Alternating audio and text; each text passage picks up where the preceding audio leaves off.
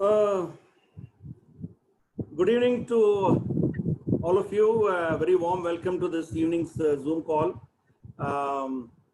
We are extremely sorry that there were some issues. Dr. Elst had some challenge with his connection, and so we are a little late, and we seek your apologies for that.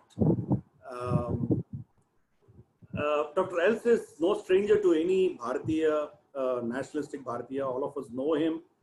There's nothing new about, I mean, he's such a champion, he's such a lovable person for the whole country.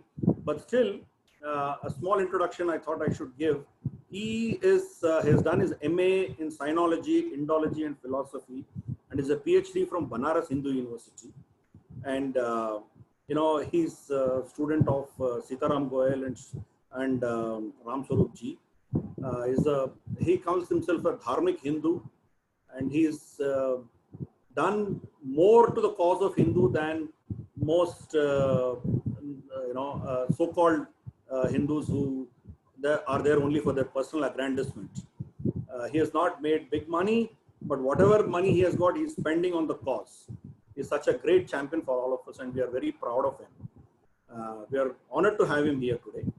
But as I said, we'll continue this protocol. All the mics will be muted. Only mine and Dr. Elst's mics will be on. And he would speak for 30-40 minutes. And today he's going to talk about the urgent priorities for the Hindu society to survive. We are facing some existential threat in terms of challenges we have, and he's going to talk about it. And once his talk is over, then we throw it open for question answer session. So that the talk doesn't get disturbed, Dheeraj is going to mute all chat. That means you can send personal messages to me or to Dheeraj, but public chat will be blocked so that all of us can focus on hearing Dr. Elst. I hope that protocol would help us all. Thank you all so much. And Dr. Elst, the floor is yours. Please. Yes. Okay, ladies and gentlemen, let's go into the question of what urgent priorities are there for Hindu society, which also means what are not urgent priorities, because there is a bit of uncertainty about that. For example, I hear very many people say that all India needs is a Hindu Rashtra. Now, first of all, of course, it's a question what that word exactly means.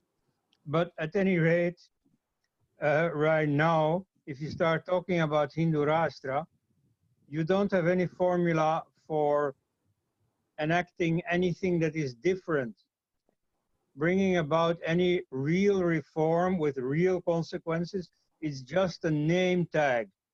And it is, moreover, a name tag that is only calculated to make you many enemies. Or, in fact, the enemies that will get vocal then are, of course, already enemies of you now, but then they will have an extra argument. They will use that to influence all the many fence-sitters and people who don't know anything about India. And so they will pit everyone against you. And in return for that, there's no gain. You don't win anything, it's just a name tag. So I don't advise that stuff, apart from, of course, possible questions of principle, whether a Hindu Rashtra is a good thing and so on. You know, many people will say, no, we don't want a Hindu Rashtra. Well, I leave that question in the middle. I just say that strategically, you have no use talking about a Hindu Rashtra. It will not gain you anything. Similarly, a uniform civil code. I think it's desirable. You see, my country has a uniform civil code. It said in the constitution, all Belgians are equal before the law. And I think that other countries really would do well to have a similar clause. And India has similar clauses to some extent, but they are overruled by other clauses in the constitution that create a discrimination between citizens. and especially a discrimination on the basis of religion. So to say that India is a secular state, which by definition means a state where all citizens, regardless of religion, are equal before the law, that is not true in the case of India. India is very definitely not a secular state. If you want to know if some India watcher in journalism or in the law profession or in academics, if you want to know whether he's competent or not, you ask him whether India is a secular state. 99% will say, yes, India is a secular state, only its secular character is threatened by these ugly, vicious Hindu nationalists. But basically, it is a secular state. Well, it is definitely not a secular state. There are a number of discriminations in practice, in law, and in the constitution. So the question of a universal civil code is really about this equality before the law. Everybody ought to be equal before the law. In India, that is not the case. And so the classical example that Hindus always bring up is that Hindus are bound by law to monogamy, whereas Muslims can have 4 wives. Okay? So I don't think that is very consequential in demographic terms, but at any rate, before the law, it is a really serious problem of principle. It means that Indians are not equal before the law. It also means, for example, that Muslim men and Muslim women are not equal before the law, because a Muslim man can repudiate his wife by himself, whereas the wife has to pass through judicial proceedings if she wants a divorce. So there are a number of inequalities built into this system of separate family law codes.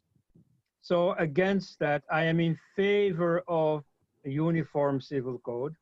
It should be introduced, but it is not a priority.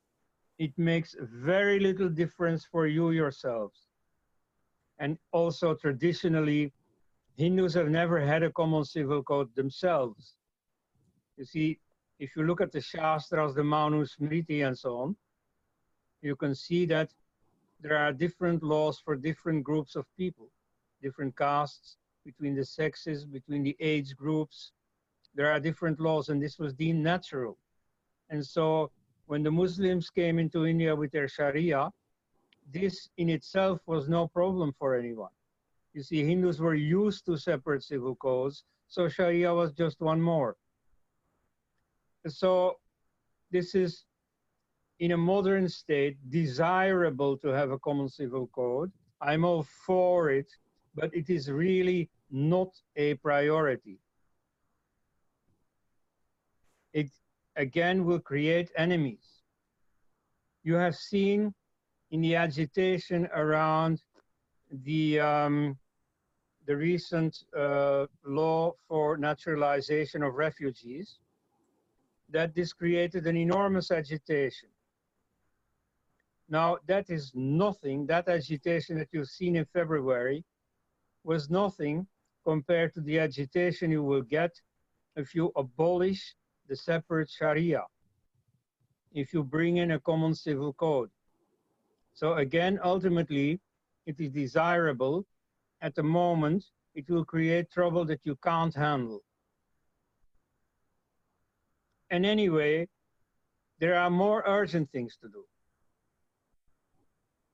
Similarly, many people talk about temple restoration. We should bring back not just the Ayodhya temple, we should bring back all the temples that have been forcibly replaced with mosques. Well, I'm not so sure about that. Again, you're going to create a lot of trouble and get a lot of bad press internationally for very little gain. You see, if you manage to talk Islam out of the heads of the Muslims, they themselves will bring these buildings back and make them temples again. So that perhaps is desirable in the long run, but these temples themselves are much less important. Again, it's desirable that all the Hindu sacred sites have Hindu temples on them and are used for Hindu worship. I am not at all against that, but it is not a priority at all. So what is a priority? Far more urgent and also far more easy to achieve is to bring in equality in the Constitution. This mostly concerns Articles 25 to 30 of the Constitution. As you know, Article 30 says that minorities shall have every right to set up their own and to manage their own educational institutions. Not ruled on in the Constitution, but effectively following the same principle is the matter of temple management. All minorities have a right to manage their own places of worship. They cannot be nationalized, they cannot be taken over by the state, whereas Hindu temples are systematically plundered by bureaucrats and state governments nationalize them. So that's a clear and very, very important, very consequential discrimination.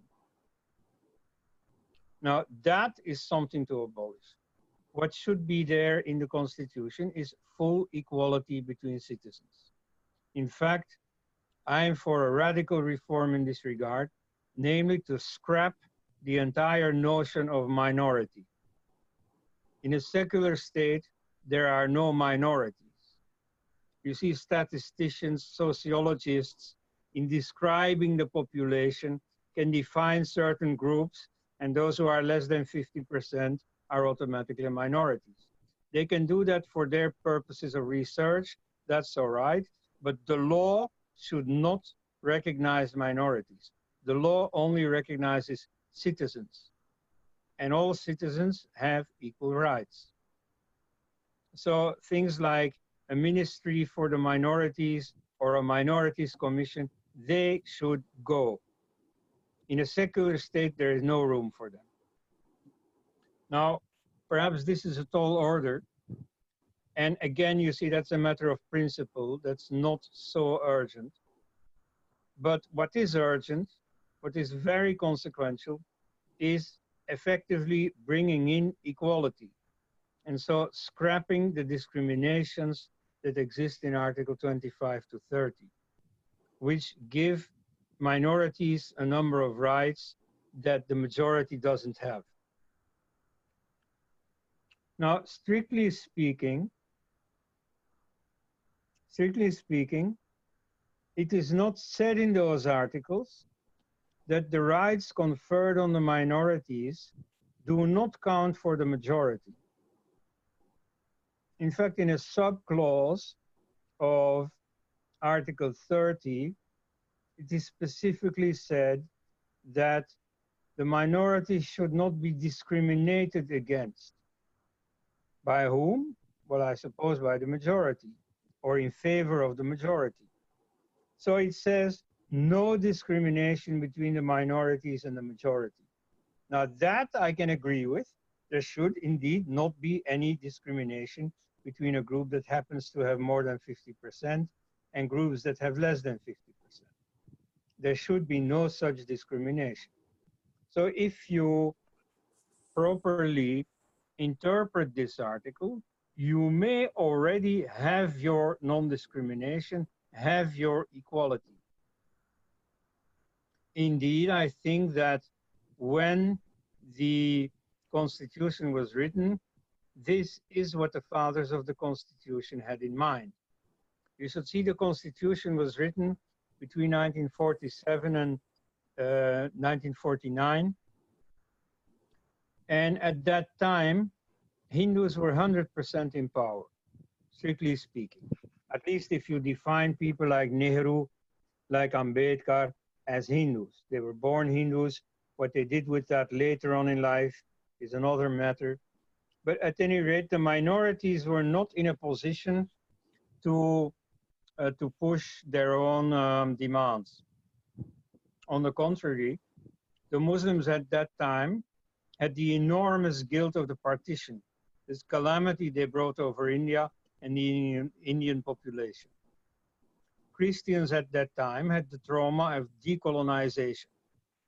At the very same time, in the same years, in nearby China, the communists were fighting their way from their little holdout, winning over against the nationalists, who were very close with the American missionaries. And so wherever the communists came to power, the Christian missionaries were very, very lucky if they were only expelled, if they were only thrown out of the country, because most of them were imprisoned or killed. So Christians in India looked with great fear India might do the same thing. You know, we don't know what is going to happen, and maybe the Hindus, even the Muslims, get angry with us, and we will suffer the same fate. So at that time, it is not like they could impose anything on Hindus that Hindus didn't want. They were completely on the defensive. So when the fathers of the Constitution voted for the present text of the Constitution, I am pretty sure they did not have in mind to impose a discrimination on the Hindus. They had in mind full equality. So it is very possible that if the present government approaches the Supreme Court for an authoritative interpretation of these articles of the Constitution, that they themselves, without Parliament interfering, without any need for an amendment of the Constitution, that they will say that the existing Constitution guarantees full equality. This is possible. So in that case, it is very easy. What this government has to do is to take an initiative, to mandate a few lawyers to go to the Supreme Court to work this out. And fairly soon, you can have the assurance that all semblance of discrimination stands abolished. What happened historically is that the Constitution was reinterpreted in an anti-Hindu sense during the secular regime, already during Nehru, who had Maulana Azad as his education minister, but especially under Indira Gandhi, who, with the help of her education minister Nurul Hassan and her secretary P.N. Haksar, really changed the face of India by reinterpreting everything in an anti-Hindu sense, by, for example, changing the textbooks, the school books of history, to reinterpret the whole of Indian history in an anti-Hindu sense, in a pro-minority sense. So that is something that historically happened, and the result is that there is now a very negative connotation around the word Hindu. And it is easy to discriminate against Hindus, to insult Hindus, because the word Hindu itself has a very negative connotation. That is why you see that a number of Hindu groups are running for the exit, are trying to be declared non-Hindus. You know the story of the Ramakrishna mission that had schools in West Bengal and that feared that these schools would be taken over by the communist state government. To escape that fate, they tried to get themselves declared by court as non-Hindus. Because minorities cannot suffer this fate of this nationalization, they are autonomous, they can manage their own educational institutions. In their case, it didn't work out. There are a few cases where it did work out.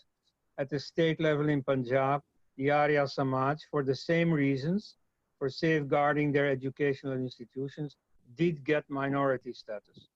You've heard recently about the Veerasaivas in Karnataka. They also are recognized as a minority.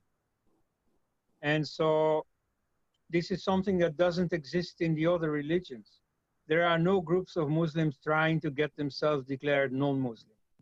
Even the Ahmadiyyas, who are persecuted in Pakistan by the other Muslims, nevertheless insist that they are Muslims, try to prove that they're better Muslims than everyone. So that is because there's nothing wrong with being a Muslim. You don't suffer any disadvantage for being a Muslim. In India, on the contrary, you get favors, you get privileges for being a minority.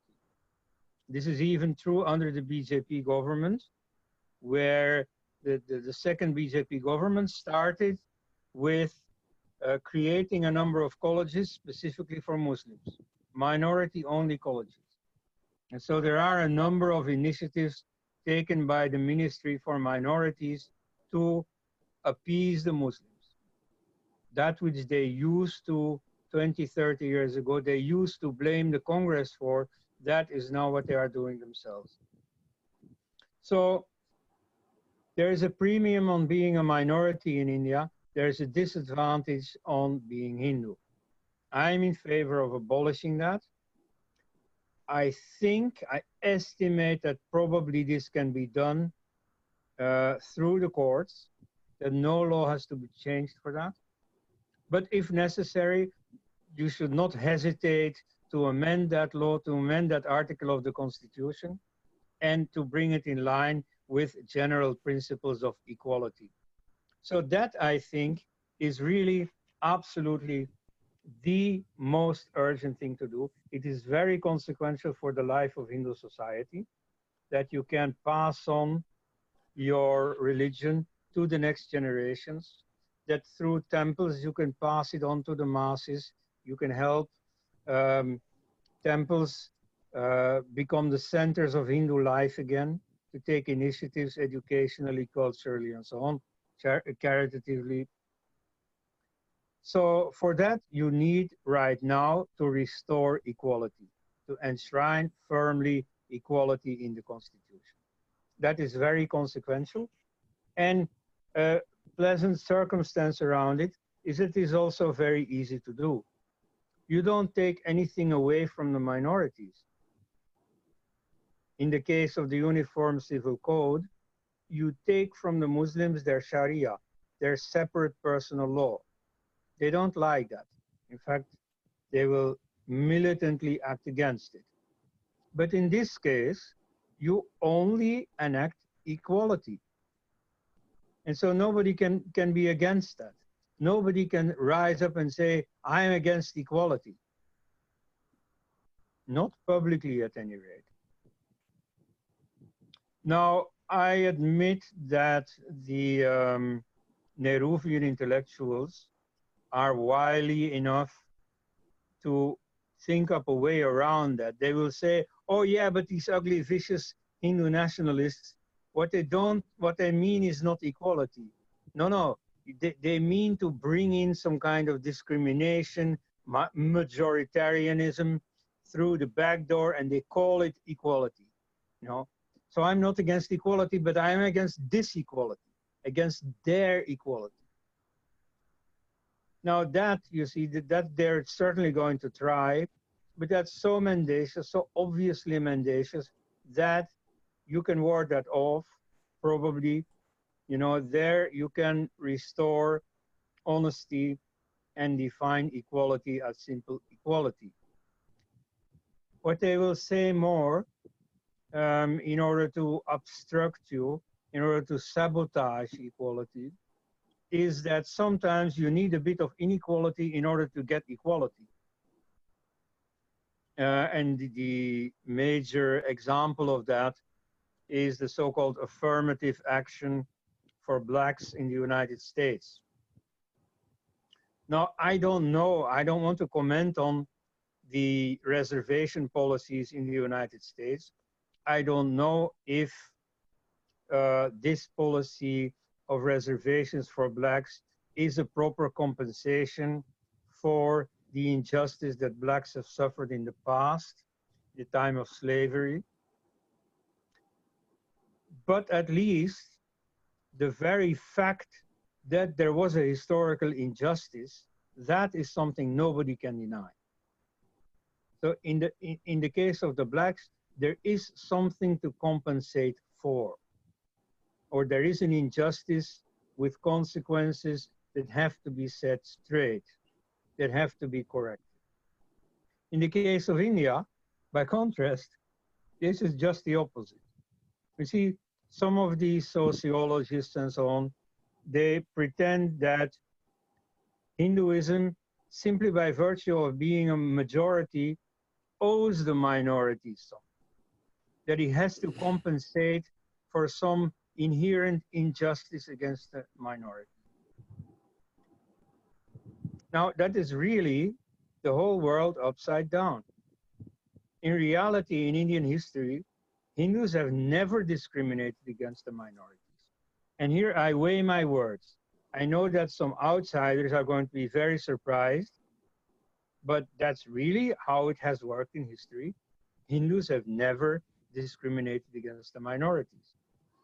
On the contrary, if there are minorities in India, it is very, very partly the remnant of foreign invaders that came into India, Arabs, Turks, Afghans, Syrian Christians, but very minoritarian. And I of course, do not want to say that these people are foreigners, that they shouldn't be in India. They have been in India for centuries by now, you see, so let that rest, you know, they are Indians. However, most of the minority members were originally Hindus and have converted to Christianity or to Islam precisely because it brought them advantages, precisely because those groups were privileged. That was very strongly the case in the Portuguese territories. That was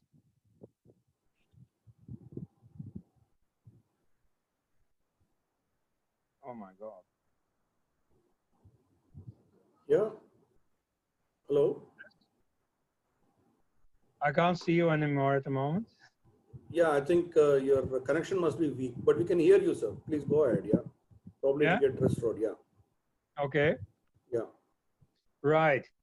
So the minorities have discriminated against Hindus and given a lot of favors to people who came and joined them.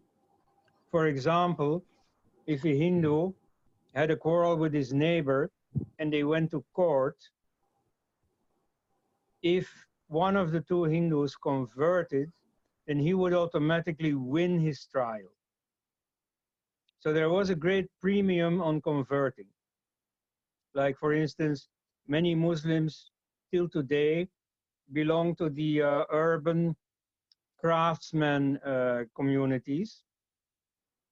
Why? Well, partly because those groups were favored when they sought employment from the Muslim courts. Then, of course, there was the whole system of the jizya, the toleration tax that Hindus had to pay that Muslims did not have to pay, and so on. Even in the British period, which tried to be more or less even between the religions, it was still a good thing, a useful thing to be a Christian or to become a Christian. So the minorities, if they want some historical compensation, it is not they who should get it from Hindus. No, it is they who should pay it to Hindus. So if you want to talk about historical compensation, it is Hindus who should be favored. That would be just, that would be fair. Now, I am not at all in favor of historical compensation. I think all these things are long in the past. When I see in my own country, the lower classes have come up without any revolution, have come up without massively stealing from the upper classes and so on. No, they have just emancipated themselves. They have taken their historical disadvantage in stride, and they have come up And so that's what should happen in India. If there are lower groups, let them come up, that's fine.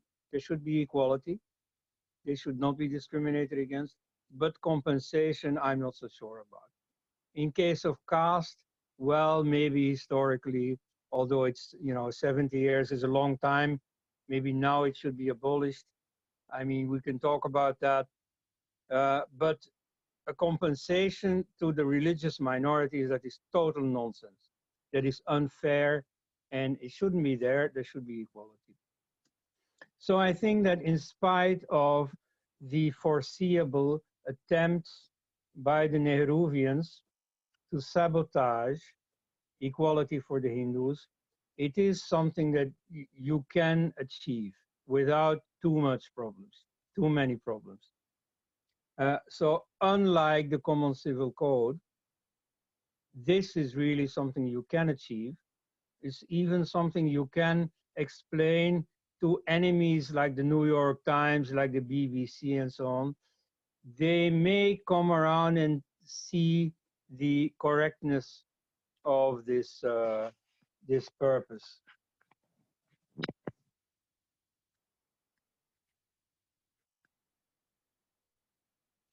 So that's what I would advocate. Take as your primary goal to achieve equality. You see, there's 4 more years of BJP rule in India. That should be enough to achieve this. If the BJP does not get re-elected, then at least it will have the historical merit of achieving legal equality for Hindu society. And from there on, it is Hindu society that has to take it up. I don't think that the state should decree advantages for Hindu society. No, from there on a level playing field, it is for Hindus themselves to flourish. So that's what I advocate, and I expect you to have opinions about that. I'm ready for remarks or questions.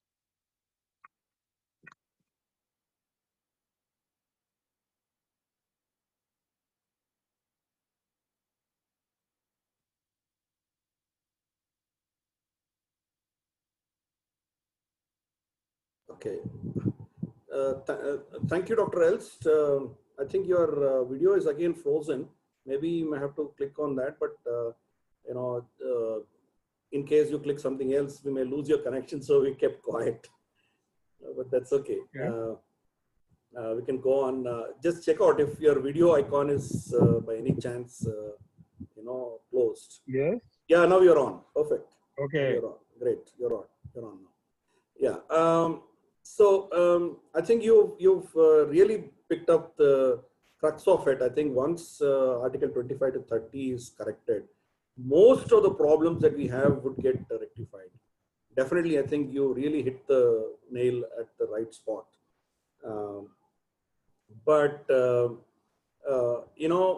Another cause of serious concern for the Hindu society is the narrative that we have. The toxic narrative that has gone into the education system, right? It's like penetrated so deep. Most of our education doesn't reflect the Indianness in it at all. And so the young generation which is coming out of it are so disconnected with their roots that they really think that there's nothing up here, and so they need to get a green card or go away. They don't seem to be rooted, connected. It's only after a while when they rediscover, having gone abroad, having seen or heard people, they're coming back and doing something. There seems to be fundamentally something wrong with our education system and curriculum. Maybe you would want to say something about it. Yeah, well, I agree. But of course, if you have the levers in your own hands to change the education system, then that's up to you. Then you can handle that problem. Then you can address that problem. But as long as your own educational system is in the hands of your enemies, there's nothing you can do. So you'll come a big step closer to control over your education system if you change this Article 30 of the Constitution, or if you get it authoritatively reinterpreted. At least if you abolish the existing inequality. And so all talk about, you know, changing the textbooks and so on under the present laws, that is just you know, kurieren am symptoom, as they say. You see, trying to cure the symptoms, but not taking away the causes. You see, the very anti-Hindu contents of the education system are a consequence of the education system being in the hands of your enemies. So again, the straight way to clear this is to change the interpretation of this article or this article itself if necessary. But so if you achieve constitutional equality, you can handle those problems. Whereas today, you can try to change things, but with a hand tied on your back. So I'm all for this change. But again, you see, this is certainly not something that should be done instead of changing the constitution. No, the best way to do it is precisely by changing the constitution. Otherwise, of course, I'm all in favor of doing what you can to change the education or to supply, you see, other channels of education so that at least you can bring the contents of Hindu Dharma to the next generation. I'm all for that. And there are numerous Hindus. You need a few people to approach the Supreme Court, or you need a few hundred parliamentarians to change the constitution. But apart from those, there are numerous other Hindus that can also do these jobs. And in fact, to quite an extent, through Ekal Vidyalaya and other networks, this work is being done. But so instead of doing these things piecemeal, amateurish, on the side, the better way is to just, you see, take the high road, take the main road, and change the constitution. Another important issue for us is matter of temple management. See, our temples were actually the ecosystem in a village or in a town. As you know, temples had culture, education, social cohesion, and community kind of center. Once British started taking over the temples, you know, their revenues were chopped off, their lands were leased out to people who were not responsible to give anything back, and the caste system was driven down very hard. So the entire temple system collapsed. Even now, temples are largely in the government control, or at least in the south.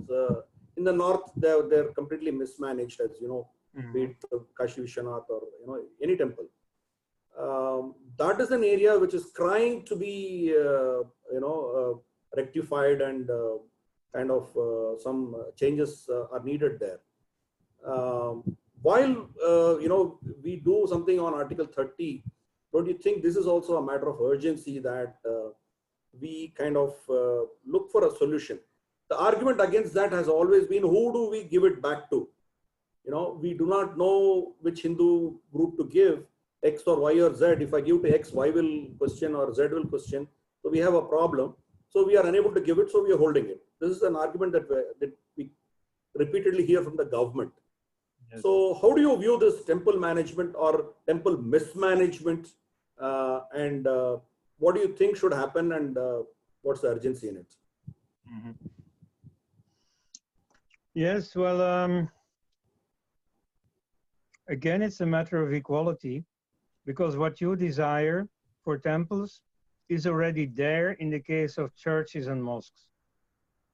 So again, what you need is equality, and all the necessary rights and powers that you want will automatically be given to you, because they are already given to Christians and Muslims.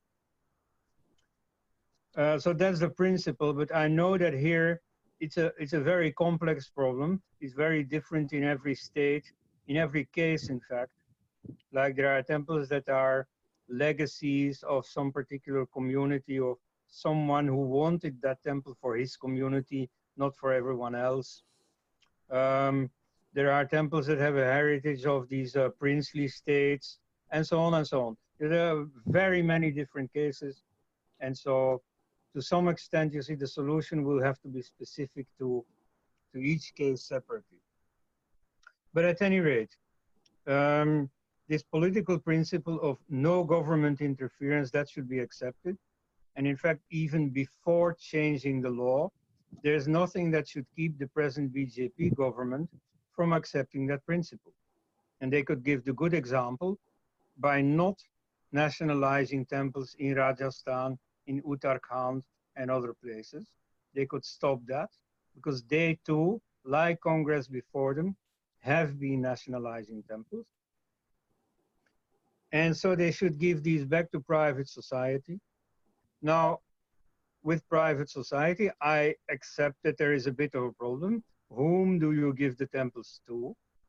So there, some kind of board will have to be formed that manages the temple, that has open book accounts, that is totally transparent fiscally, just like commercial companies are.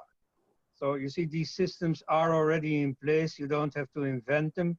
You just have to adapt them to the specifics of the temple business. So, so this can be done. I mean, you can make sure that the corruption that is always invoked to justify nationalizations, that is remedied without nationalization. So that can be done. You see, the technical details I leave to lawyers, to bookkeepers, and so on. But the general principle is fairly obvious. You see, civil society is quite capable of handling this challenge of managing temples, and so the state should facilitate that this happens. Okay. I think now we'll open it up for question answer session. Yes. Yeah, Dheeraj, you can enable the chat, please. And then we will take questions. I think Mr. Kamal from UK, he wanted to ask a question. I'll unmute him. He can ask a question. Go ahead, sir. Thank you, sir, for giving me this opportunity. My question is very simply, why not call Muslims in India the second largest majority rather than calling them minority? We all know India has got second largest Muslim population in the whole world. If we put that label to them rather than calling them minority, I think the points you have raised so elucidately will be clarified once for all. And that will bring the justice which Hindus rightfully deserve. What do you think about this, sir? Well, you see, in discourse, you know, you can say anything you want, and so therefore you can redefine the Muslim community as a second majority if that's what you want. But in legal terms, the terms majority and minority should simply be abolished. They have no place in a secular state. Just as a matter of description, without legal consequences, but as a matter of description, you can indeed question whether the Muslims are a minority. Exactly. They are less than 50% of India's population, but they are a very large department of a very powerful and very rich multinational, namely the Ummah, the Islamic community.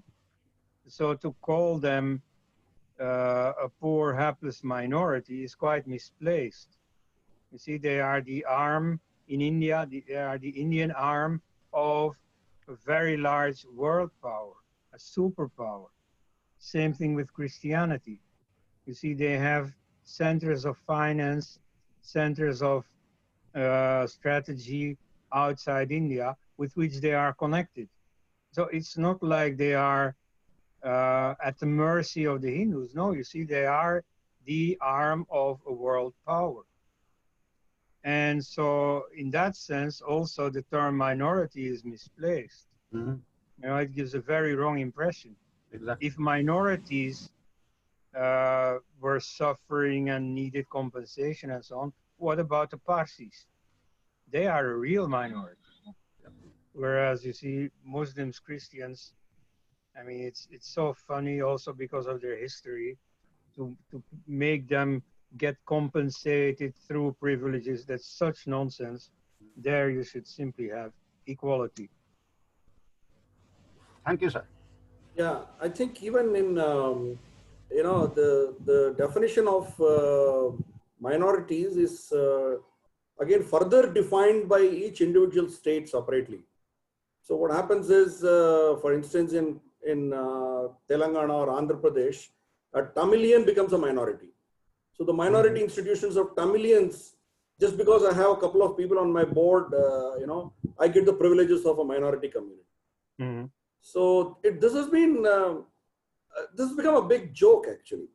I start a completely purely Hindu organization owned by people close to RSS, but the name is some Stanley or Francis or something like that. I'll have one Christian Yeah. in my board, and then it becomes a minority institution. Rivers was Yes, I also mean that's something that you can blame Hindus for, that they haven't been creative enough with whatever loopholes the present constitution allowed them. yeah Like you could say, for example, linguistically, in the state of Jammu and Kashmir, or the erstwhile state of Jammu and Kashmir, Dogri speakers were a minority. So you don't define them religiously, but you really are talking about the Jammu Hindus who speak Dogri. So, on that basis, you could claim minority rights. And similar in many states, the remnants of Gujarat in the business community in Tamil Nadu and so on. There are very many situations like that where you could claim minority rights and somehow nobody has thought of it. yeah But again, you see, that's fine. If you're really oppressed and under the radar and so on, you may try such loopholes, but I think it's for a majority that moreover is politically in power now, yeah it's a bit demeaning to try those loopholes. Right yeah. now you can simply get rid of the problem. Mm. Yeah. Anil Sadanandji, go ahead. Dheeraj, you can unmute him. Sir, good evening, sir. Yes. Yeah, my two simple questions, sir. Yes. Sir, I think most of us Hindus, according to me, converted and they are still converting to other religion, especially Christianity, because there is security. Security in terms of food, economy, Yeah. and education to the children. That is my first question. And my second question is, we have got enough temples, very rich temples, who are not taken by the state, but still, unfortunately, though they are running like hundreds of education institutions, but they don't have what the Christian missionary does, giving free education to their own community people, like that we don't have. So in what way we can do the correction? These are my two simple questions, sir. Yes, now that is a big problem, and that problem is going to remain with you, whatever changes you make in the constitution. You see, you can't prevent people from getting religion, and specifically from getting another religion, that is to say, from converting. If that's what they want, well, especially in a Hindu mentality, you'll have a hard time changing that. In Muslim society, of course, they use so much social pressure. If your brother or anyone wants to convert, they'll exert so much pressure that it becomes really difficult and dangerous to convert. That hardly exists in Hinduism. So even if you say in the constitution it is forbidden to convert anyone, that's not going to make any difference. You see, for that you will have to mobilize at the level of civil society. For that, of course, education is very important. You see, here again, you can see how getting control over your own education is extremely important, because that way you can teach your children, first of all, history. What is it exactly that Christians and Muslims have done to you? And secondly, you can teach them insights into religion. What is Christianity really about? What is Islam really about? You see, now very many Hindus think that Christianity has something to do with miracle cures or with charity and other favors, hospitals and so on, which now are used by the church in order to get people closer and finally get them to convert. So that's not what Christianity is. You know, Christianity is an ultimately irrational belief system, and Hinduism is so rich, has everything. No Hindu has any need for the Christian religion, even if he has need for the hospitals or the schools or so that Christians have. So what you need is a level playing field. And then secondly, what you need is within civil society, a bit more of commitment of Hindus to the cause of Hinduism, to Hindu society, right?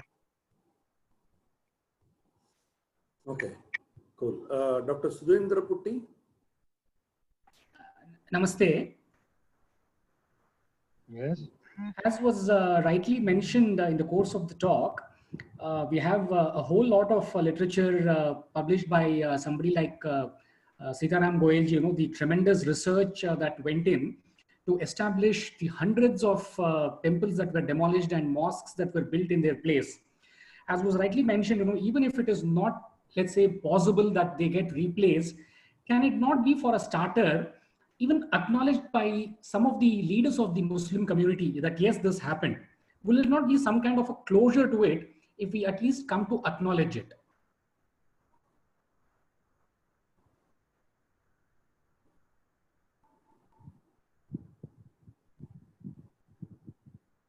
Hello?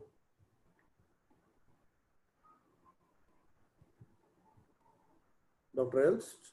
I think he's lost his connection, I think.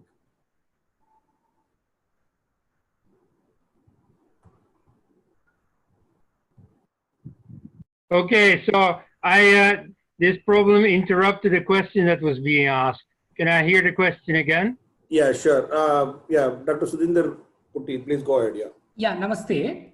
So my question was that while you rightly pointed out that there were several temples that were demolished and mosques constructed in their place, and this is something which has been proven with a lot of scientific research by stalwarts like Ram Swaroop ji and Seetaram Goel ji in the past.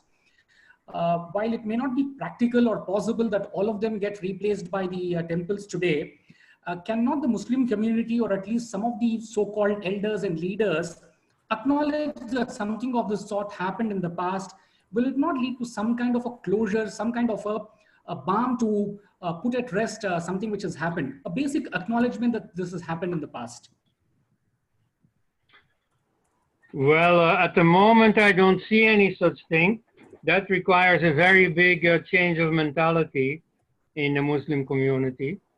Like even, for instance, after 69 years of litigation over Ayodhya, there were still attempts by the Sunni Waqf Board to sabotage the verdict and to add more years to the litigation and still claim the site. Whereas, you know, Ayodhya was an open and shut case. There was plenty of evidence.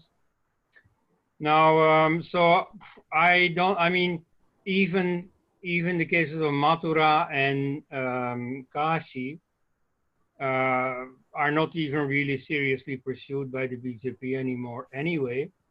But even to get them, you see, it's only 2 of them. That will be already a huge effort.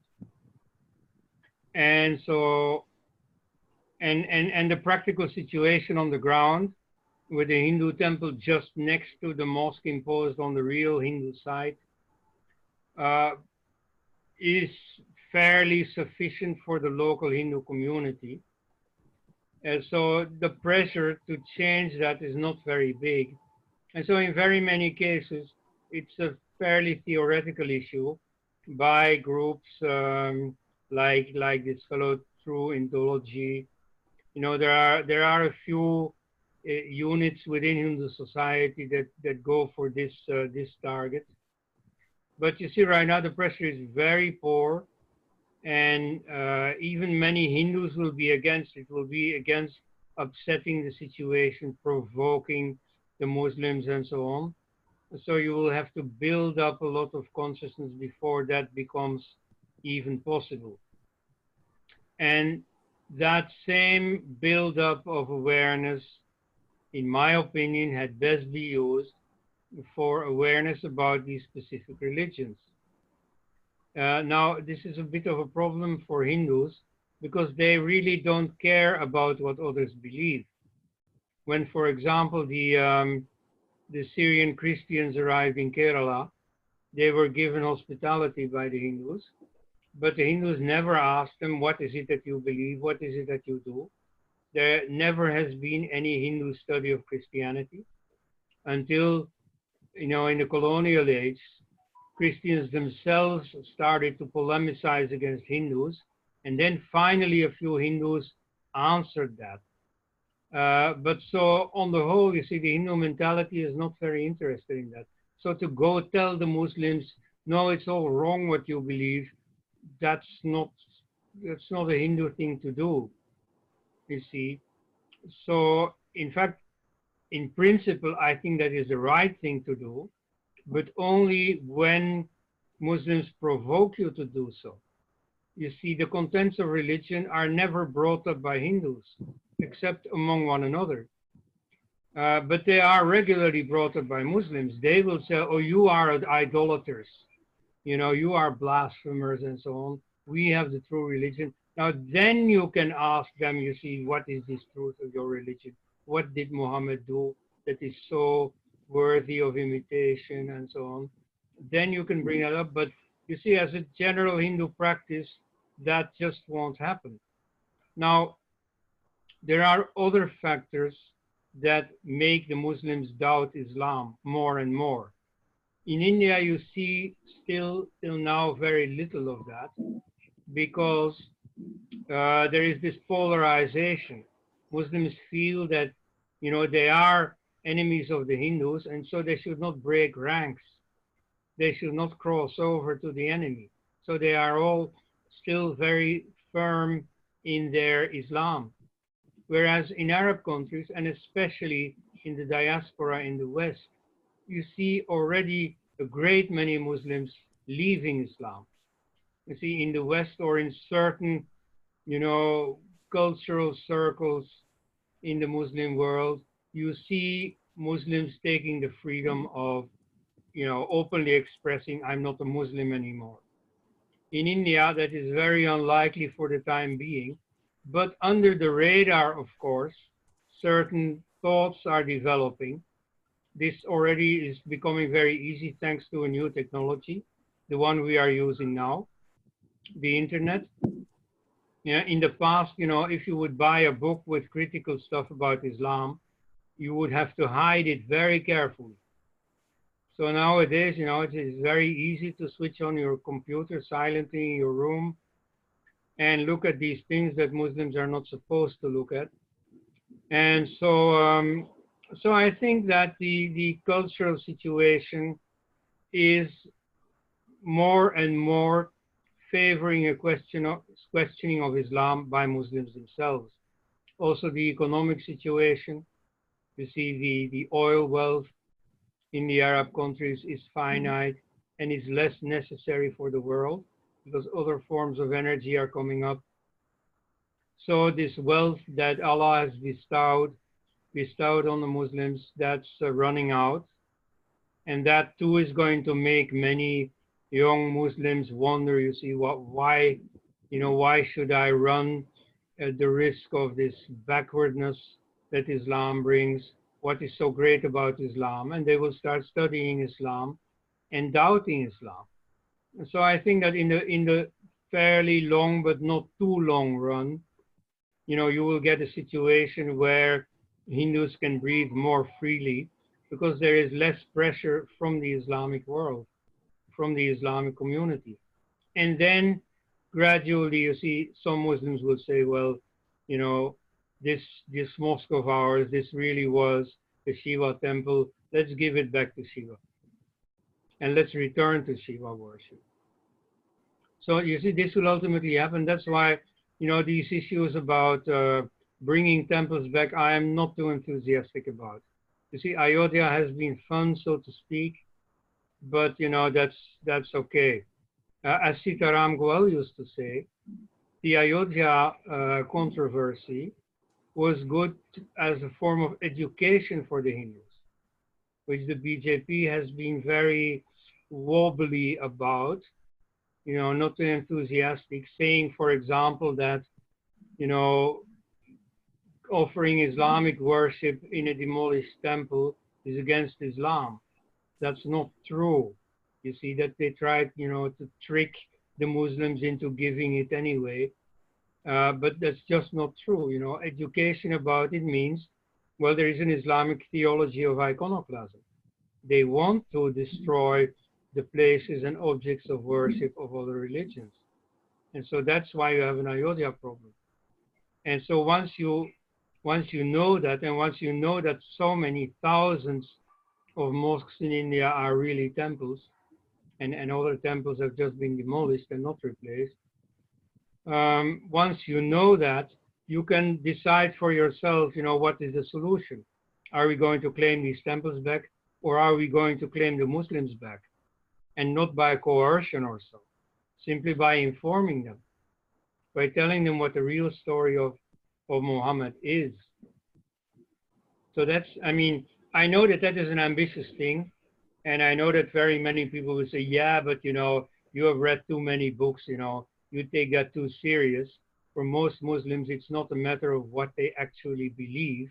It's just, you know, they're a community and they meet each other every week on Friday and so on.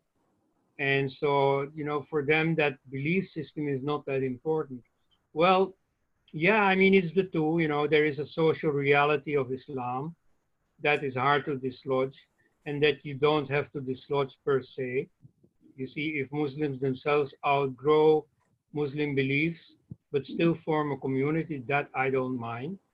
But you see, the thing to do is to outgrow that belief system. And so that's what I would aim for, rather than these symptoms like these places of worship. Okay, fine. Sridharji, please go ahead.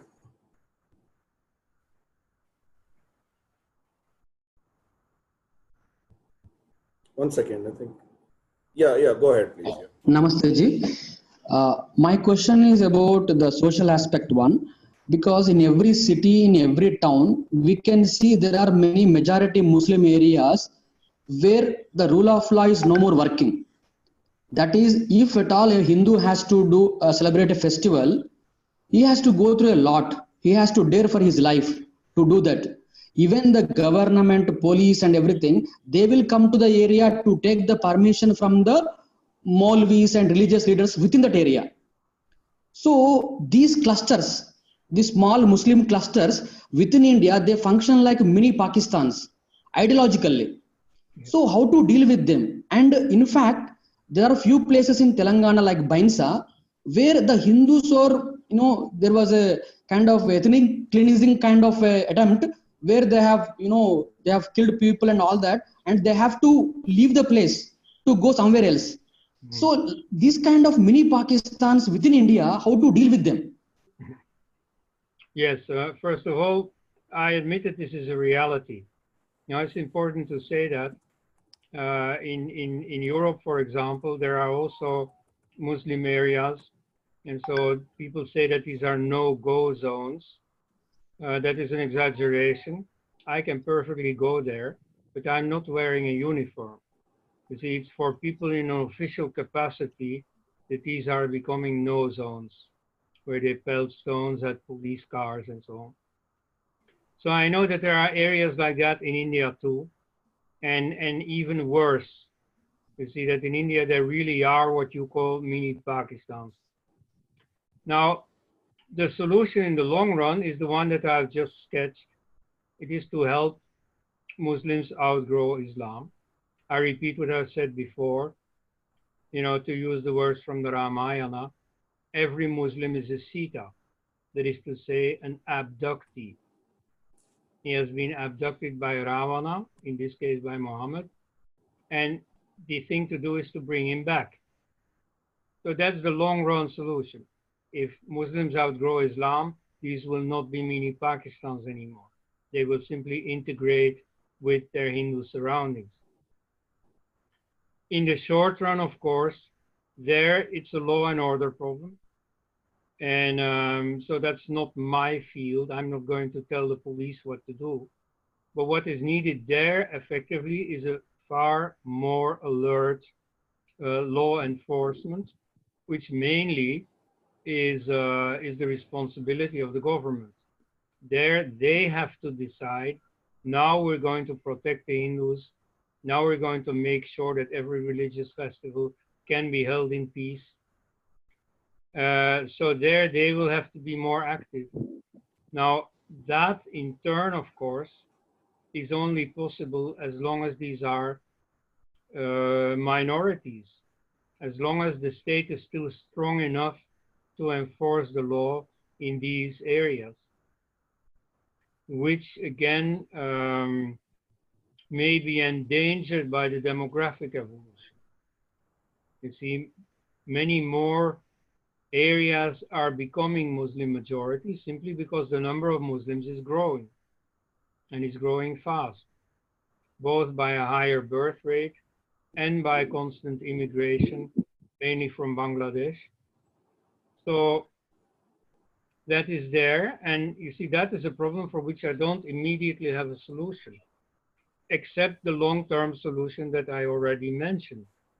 Namely, ultimately, there's no way around making the Muslims or helping the Muslims to outgrow Islam. Because if that doesn't happen, then these mini Pakistans are becoming only more numerous, because the percentage of Muslims is always increasing. And so, you know, to be very clear about it, both in Europe and in India, this century, you're going to have a Muslim majority. Very certainly, mathematically certain. Except if they outgrow Islam. And so there is a race going on in the Islamic world, also in the Islamic community in India, between two tendencies. One is to make Islam stronger, both in numbers and in institutional power. You see that institutional power means their literal institutional power, the institutions they have and command, their system of madrasas and so on. But it also means the extent to which non-Muslim politicians are willing to cooperate with them and give them favors and appease them, you see, which is a real problem among Hindu politicians. So on the one hand, in numerical and institutional power, they are growing, they are increasing, they are advancing. On the other hand, there is an internal self-doubt growing within Muslim society. You know the phenomenon very well because it also exists in Hindu society. Youngsters today are much less Hindus than you were when you were a kid. You see, I remember when I first came to India, there was this TV serial Mahabharata. This is running again, I'm told. And so the streets were completely empty. TVs were still fairly new in India. You see, in most streets where I went, it was mostly the pharmacists who had a TV. And so all the shops were closed during that time. Everybody was watching it and so on. It meant something to them. You see, Like people, for example, when the speaker was coming up announcing the broadcast of Mahabharata, you know, she would say namaste to the viewers, and the viewers would namaste back to her. I mean, that's how Hindu they were at the time. You see, that's much less now, only in 30 years. So, you know, you can see this mentality changing, not always for the better. It means more consumerism, more Americanization, more Urdu in Bollywood. But at any rate, the point is that this is possible. This change in mentality happens. Now, it can also happen in Muslim society. So that, I'm afraid, is you know, within my competence, the hopeful message that I have, which is that Islamic society is going to become less and less Islamic. But so in terms of growth, for a few more years, you're going to see Islam increasing. And so if Hindu politicians do not become more brave, more principled in enforcing the law and enforcing the freedom of non-Muslim worshippers, you know, you're going to still have that problem on your hands. Sorry to bother you further. Actually, from RSS perspective, they don't believe in two-nation theory. But what we can see in the ground is the two-nation theory is actually, you know, it's happening in a phenomena kind of thing. So the nationalistic feeling of RSS, is it like a romanticizing the nationalism, or it's really, you know, as a realistic theorem? Because I can see there are two nations really existing here. Well, you asked the wrong question to him. Yes. Well, Dr. Elst is not a great fan of RSS, though. Well, I don't know. You see, on this, of course, they are right. You see, there is a problem with the two-nation theory.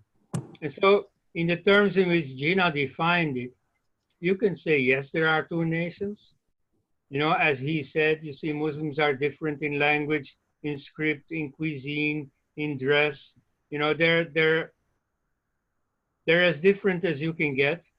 So it makes sense to give them a separate state. Well, they already have that separate state, so that should not be the issue now. But so, yes, you know, the more important thing is not that they look different. I mean, within Hinduism, you also have all kinds of different communities, which are also different by dress, different by diet, and so on. So that's not really the problem. The problem is that they feel separate, they feel different. Even if they dress like you, they still feel different. And so that's a problem. But you see, to remedy that problem, again, there is no alternative to weaning them away from Islam. Because it is Islam that makes them feel different, that gives them a feeling of superiority, that they are bound to go to heaven, that even in this world they have inherited the earth, that they have a natural right to rulership. So you see, all these things are inherent in Islam. So if you don't remedy Islam, then that problem of, in India, the two-nation theory is going to remain. Okay, fine. Venkatramji, please go ahead from Karimnagar. Namaste ji. Yeah, please go ahead. Yeah. Dr. Elst, namaste ji. Namaste. See, I would like to know from you what attracted you towards Bharat or Hinduism personally. Yes. I would like to know. Yes. Well, I would like to make a distinction between these two. Yeah. You see, frankly, I used to not be attracted to Bharat. Yeah. When I had finished my degree in Indology, I had a lung disease. And, you know, when I thought of going to India, I thought, oh my God, you see, there's malaria there and cholera and all kinds of diseases. You know, why should I go to India at all? You know, if you study Greek philosophy, you don't have to go to Greece. And if you study German, I mean, there are many specialists in German philosophy in America, and they've never been to Germany, or maybe on a holiday nothing serious. So why should I go to India? You know, I find the Upanishads interesting, but I can read the Upanishads at home. I can have them in Sanskrit. I can, you know, have tape recordings with the whole chanting and everything. You see, in this day and age, I don't need India anymore. And it's through circumstances that I ended up going to India anyway. And then it was love at first sight. Then I really liked it. But so strictly speaking, I never got interested in India. I got interested in Hinduism, which is not exactly the same thing. Now, your question is remarkable because it's a typically Hindu question. You see, Hindus, they have some kind of inferiority complex, and they feel very pleased when someone deigns to express any interest in Hinduism. You know, Muslims never ask me this. I mean, I'm somewhat interested in Islam in a critical sense, and I know a smattering of Arabic and Persian, not much. And so they, you know, they don't ask me, why are you interested? On the contrary, they think it's normal. They think, you know, if you know anything about religions, of course you will be interested in Islam because Islam is superior. Islam is the best. Islam is the truth. So they never ask this question. The only question they ask is, when are you going to convert? You know, whereas Hindus, you know, they ask, oh, how did you get interested? Well, it's very simple. I was interested in the truth. I remember, you see, at 17 or so, we had a conversation between young kids, and I must have taken it very seriously. It was about, you know, the great questions of life, you know, the truth and so on. And so when we ended, when we parted our ways, there was this girl who said, I hope you find the truth. You see? So then I realized, yeah, right, that's what I'm looking for. And so, you see, Oriental philosophy, Chinese philosophy also, I must say, that was part of it. And so, in fact, that's what I started with. And that's when I realized that, in fact, Hindu philosophy is more fundamental. And so then I studied that too. And so that's why I got interested. And I have not regretted it ever since. Thank you. Gajananji, please go ahead. Hello. Yeah, please Hello. speak. Can you hear me? Yeah, we can. Yeah. Sir, actually my priority point is this. Most of the Hindus who are very well settled in the society, they are having capabilities also. And even a common man at the bottom line, at religious level or conceptual levels, they find Abrahamic sects like Islam and Christianity are just like one more sect like Shaivism, Vaishnavism, Sikhism or something like that. And they try to respect it like the Hindu sect. The priority, I think, is that we need to educate the Hindu society on the basic concept or the total comprehensive package of what Islam and Christianity is giving to their people. It's a political package, it's a social package, it's an educational package. They have very good organizational capabilities within their sect, and how do they have concepts about their non-believers vis-a-vis the Hinduness, inclusiveness, and it makes them endangered because of this cultural and socio-political attack. If we do take more seminars, more discussions in the society, I think Hindus will get more aware and curious about their own culture and history, Yes. and that will make them aware to build up the society. Right. Well, you see, this brings us back to equality in education. Once you can reform the education system, you can address these problems to quite an extent. You see, if you live in a society like India, where religion is very important, and if you at the same time live in a modern age where schools are important, I mean, in the past you would just like drink in, you would absorb your culture, you know, through all kinds of channels. Nowadays, going to school is very important. And so within the school curriculum, there really should be a chapter of serious religious education. And so you can bring in the concepts of your religion that way, even if you're hardly taught by your parents. You know, if your mother goes to work rather than, you know, raise the children and so on, you know, then at least you can have the school system where you can teach those things. I would also add, from a somewhat rationalistic viewpoint, a critical study of what religions say. And you see, that may hurt Hinduism to some superficial extent. There are some superstitions that are practiced by many Hindus, but only superficially. You see, this is not going to change Vedanta, you know, this is not going to change whatever Ramana Maharshi or so had to say, or Shankara, or, you know, whereas in the case of Christianity and Islam, any critical thought about religion is detrimental. Because you see, there have been nice Christians throughout history and they've done some good things, but at heart, Christianity is a superstition. It is not true that Jesus was resurrected, that he, you know, rose from the dead. It's not true that he had a virgin birth. It's not true that because of his death and resurrection, the sinfulness of mankind has been taken away. So the essence of Christianity is wrong. The essence of Islam is wrong. And so whatever they may do that is good in terms of charity or building hospitals in the tribal belt and so on, okay, you know, that's nice. There are some outer elements in Christianity, like for instance, this notion of charity, you know, that's used a lot by the missionaries as a unique selling proposition of Christianity. Now that's an outward thing. That's not the essence of Christianity. So that's nice. And that can be transplanted to other religions also. And in fact, other religions do have a notion of charity already.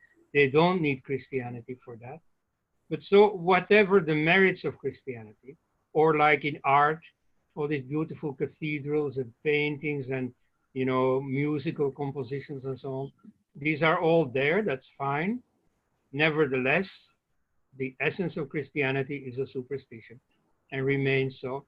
Therefore, you have no need to convert to Christianity. If you like Christian art, you can come to our cathedrals, you can play Beethoven and so on, but you don't need to convert at all. That's not necessary. Yeah, okay. Fine. While I think Dheeraj, you can unmute Himanshu ji. I have a small introduction here. After this Chinese virus impact on the world and oil prices going south, I think in US it is now they're saying $0.01 or something like that. Yeah.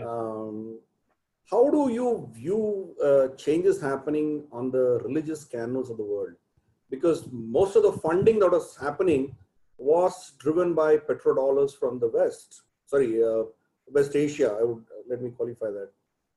So what happened was that these madrasas and the radicalization, a lot of money was getting pumped. So probably we see signs that it's likely to get dried up, and so there is likely to be a change in the Muslim world, plus the impact on the rest of the world. So how do you see this canvas? I know it's an emerging situation, but then how do you view it? Yes. Yeah, of course, there are many unknowns for the future. Nevertheless, a few things you can see already. Culturally, of course, this is a great victory for Hindu Dharma, in the sense that you see something not too conspicuous about Hinduism, nothing about the temples and the art forms and so on, but something that is very much there in people's personal lives is their sense of purity, of hygiene, like taking your shoes off when you enter a house or certainly a temple, like, washing your hands, not touching your body except with washing your hands afterwards. All these things, taking a shower every morning before sunrise, and then especially not touching one another. saying namaste instead of shaking hands. You know, that has really proven its worth. And so I see many people may not feel inclined to start practicing that, but that certainly, you know, serves as a wake-up call to the rest of mankind. So you've seen all these pictures of all these world leaders, Netanyahu and Trump and so on, you know, doing namaste rather than shaking hands. I mean, that has gone around. You see, that has left a certain impression on people's minds that is going to make a difference. So that's one thing.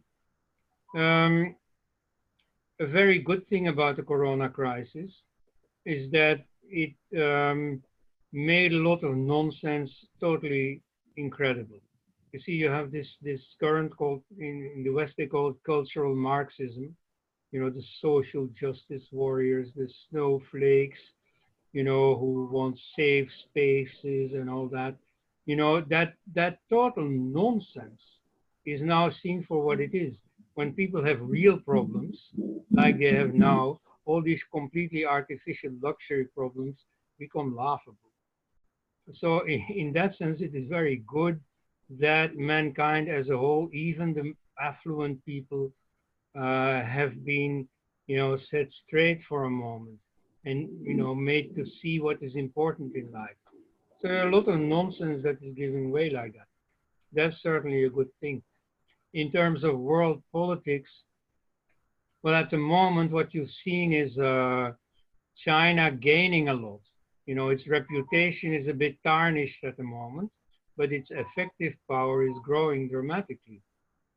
And whereas America has received a jolt, is in doubt about itself. Europe, hardest hit, has also been really shaken in its self-confidence. So that, you know, only fortifies a tendency that was already going on.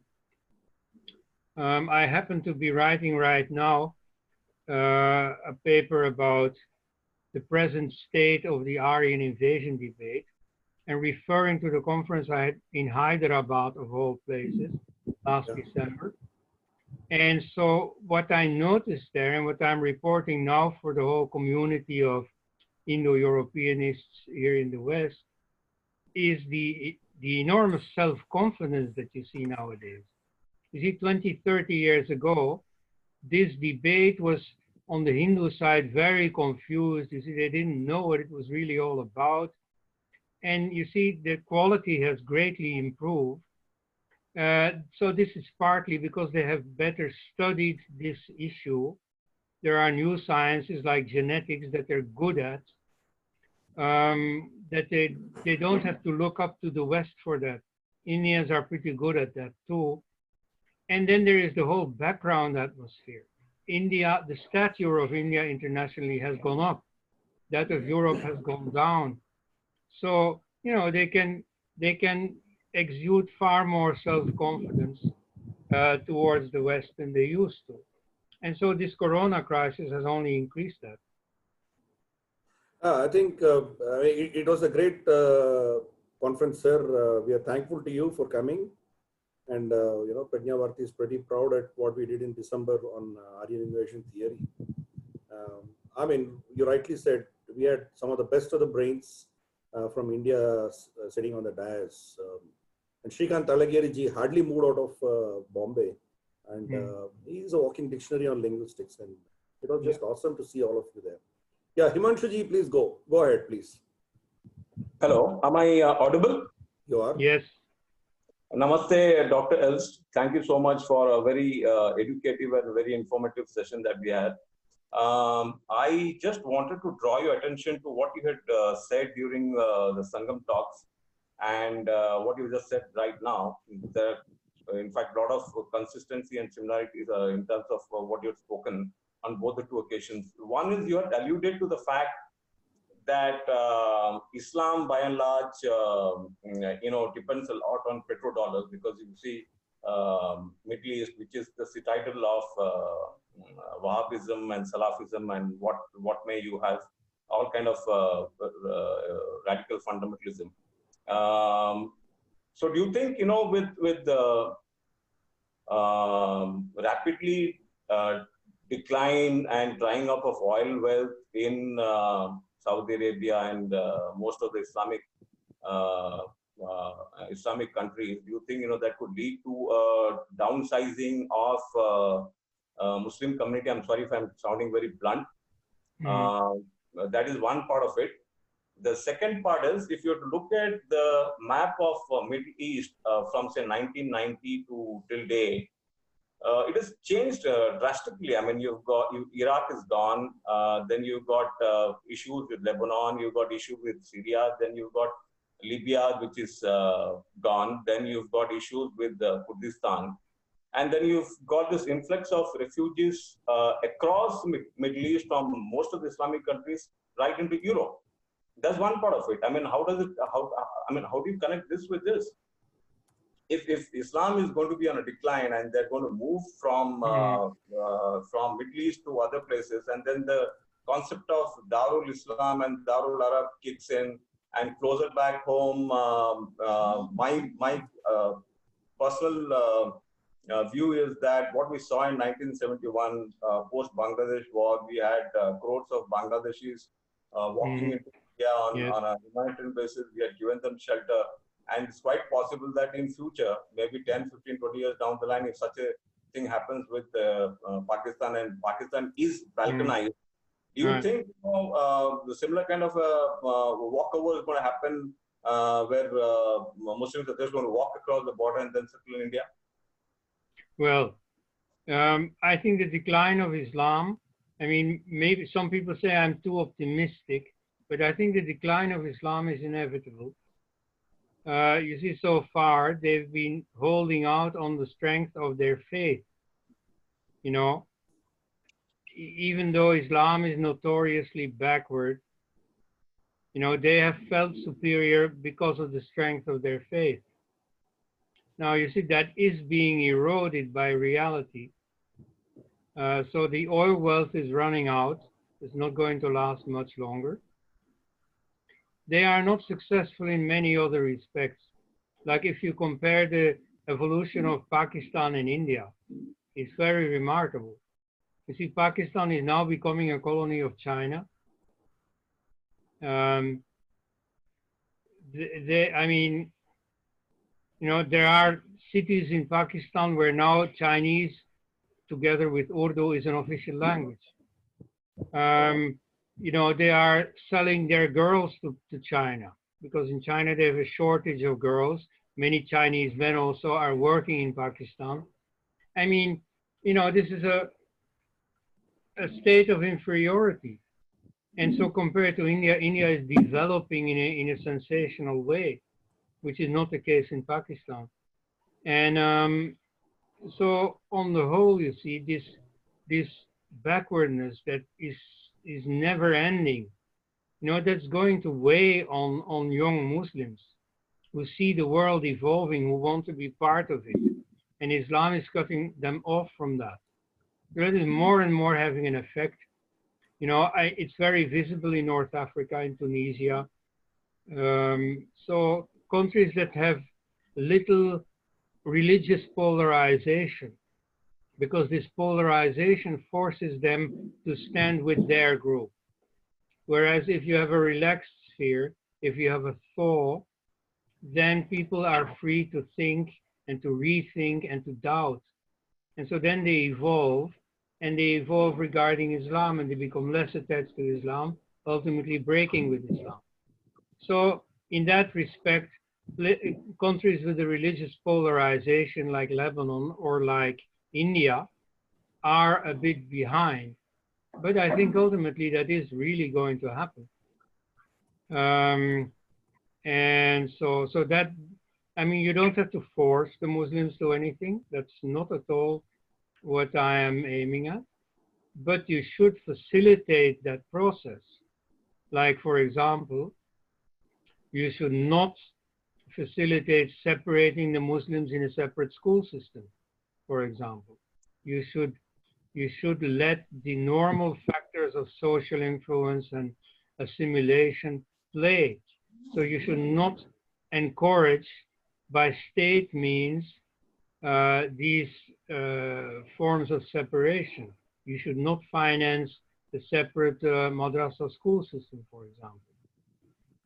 So, you know, or as an intellectual, you should not try to defend this separateness in Muslims, to defend separate Muslim customs, like, for instance, female genital mutilation, for example. There are now top feminists in the West who are defending this anti-woman measure par excellence just to appease Islam.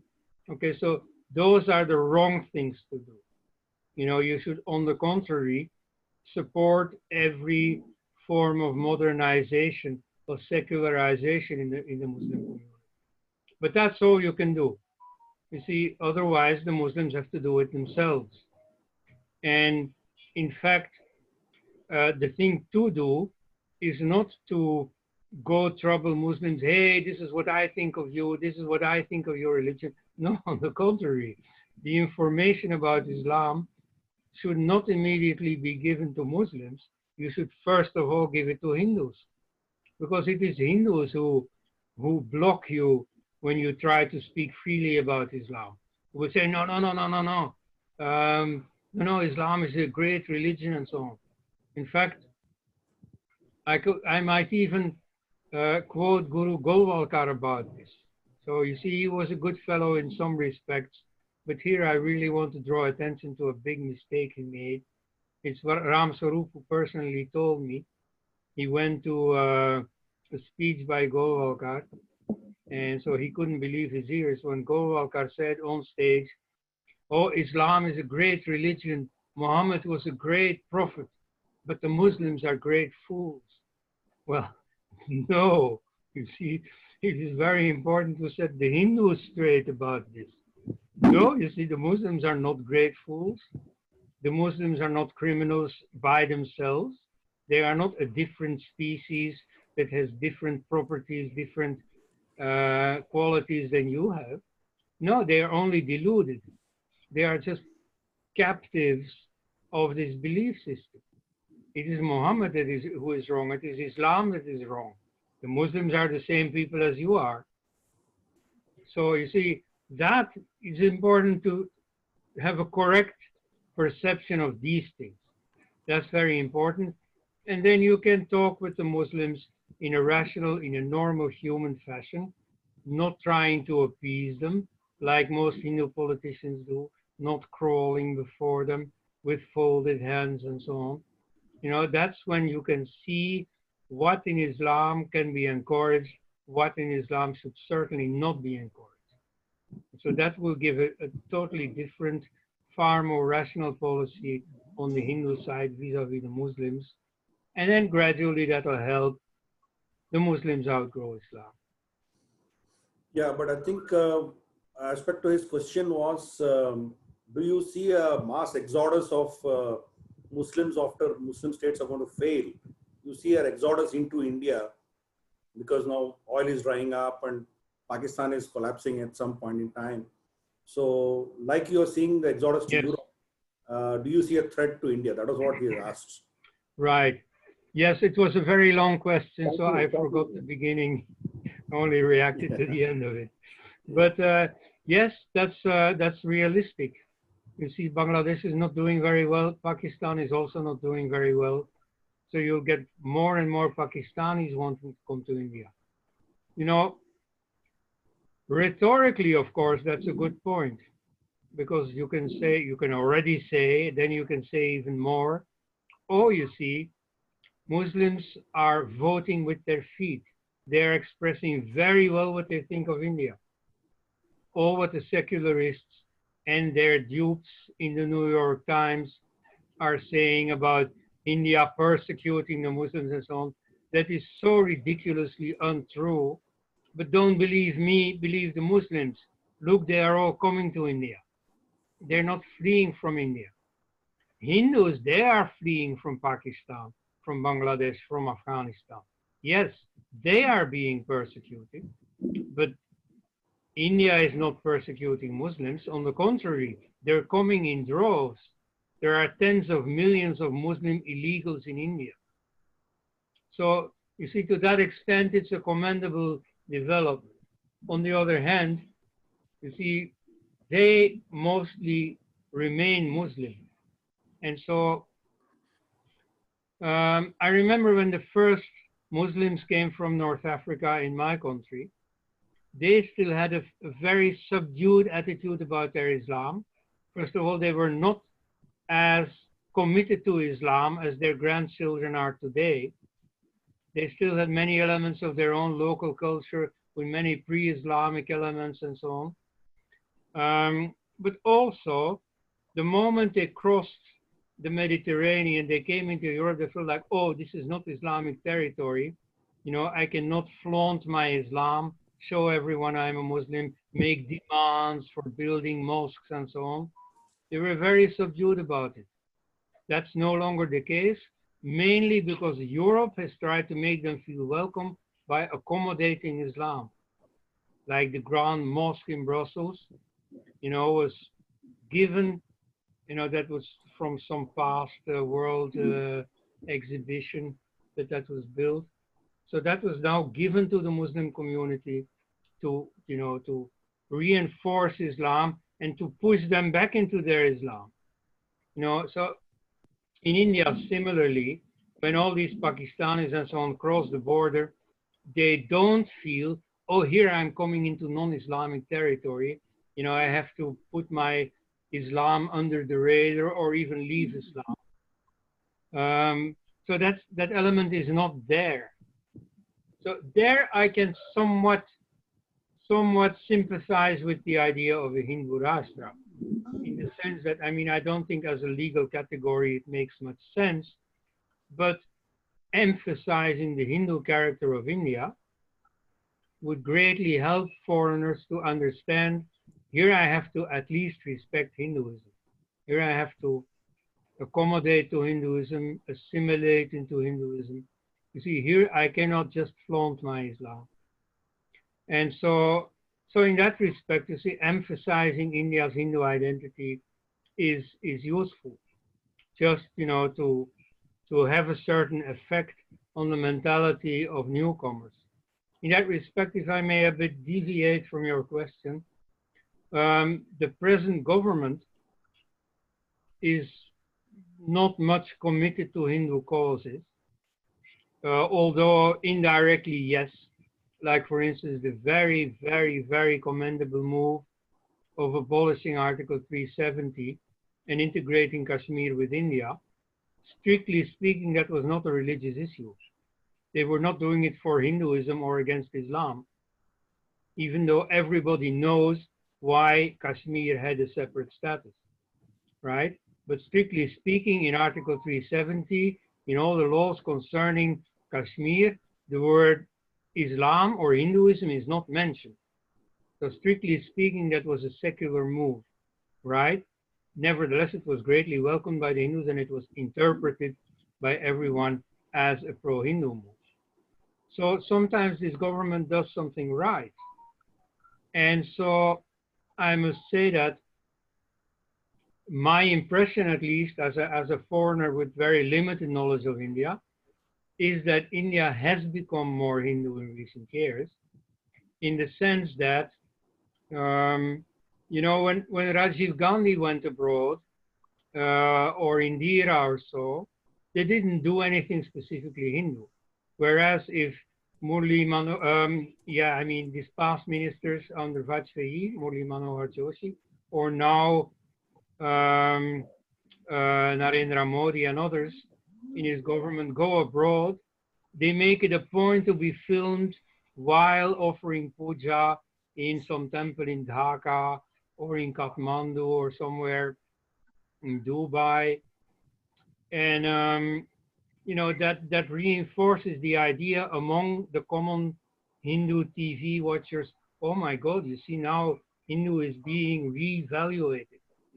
And so that it goes beyond that. Like, for example, I'm strongly in favor of restoring the mother tongue in India, doing away with English, you know, even though for me personally it's practical, but you don't have to do it for me. You have to follow a language policy that is good for Indians. And so I think for Indians, it's much better to restore Hindi, Telugu, Sanskrit. So I think in that respect, the BJP policy explicitly is a bit disappointing. Nevertheless, there is much more Hindi now than under the Congress government. You see, I have to do, me personally, I have to do my best to follow speeches in Hindi far more than I used to, because there is more Hindi already. You see, there are more forms of Hindu culture present and being uttered openly. So you see, that's a very good development. So those things, they're not central, they're not that important, but they add to creating a Hindu atmosphere in India, and thereby sending the message to newcomers, this is Hindu territory. Great. Nandakumar ji, please go ahead. Nandakishore, sorry. Nandakishore ji.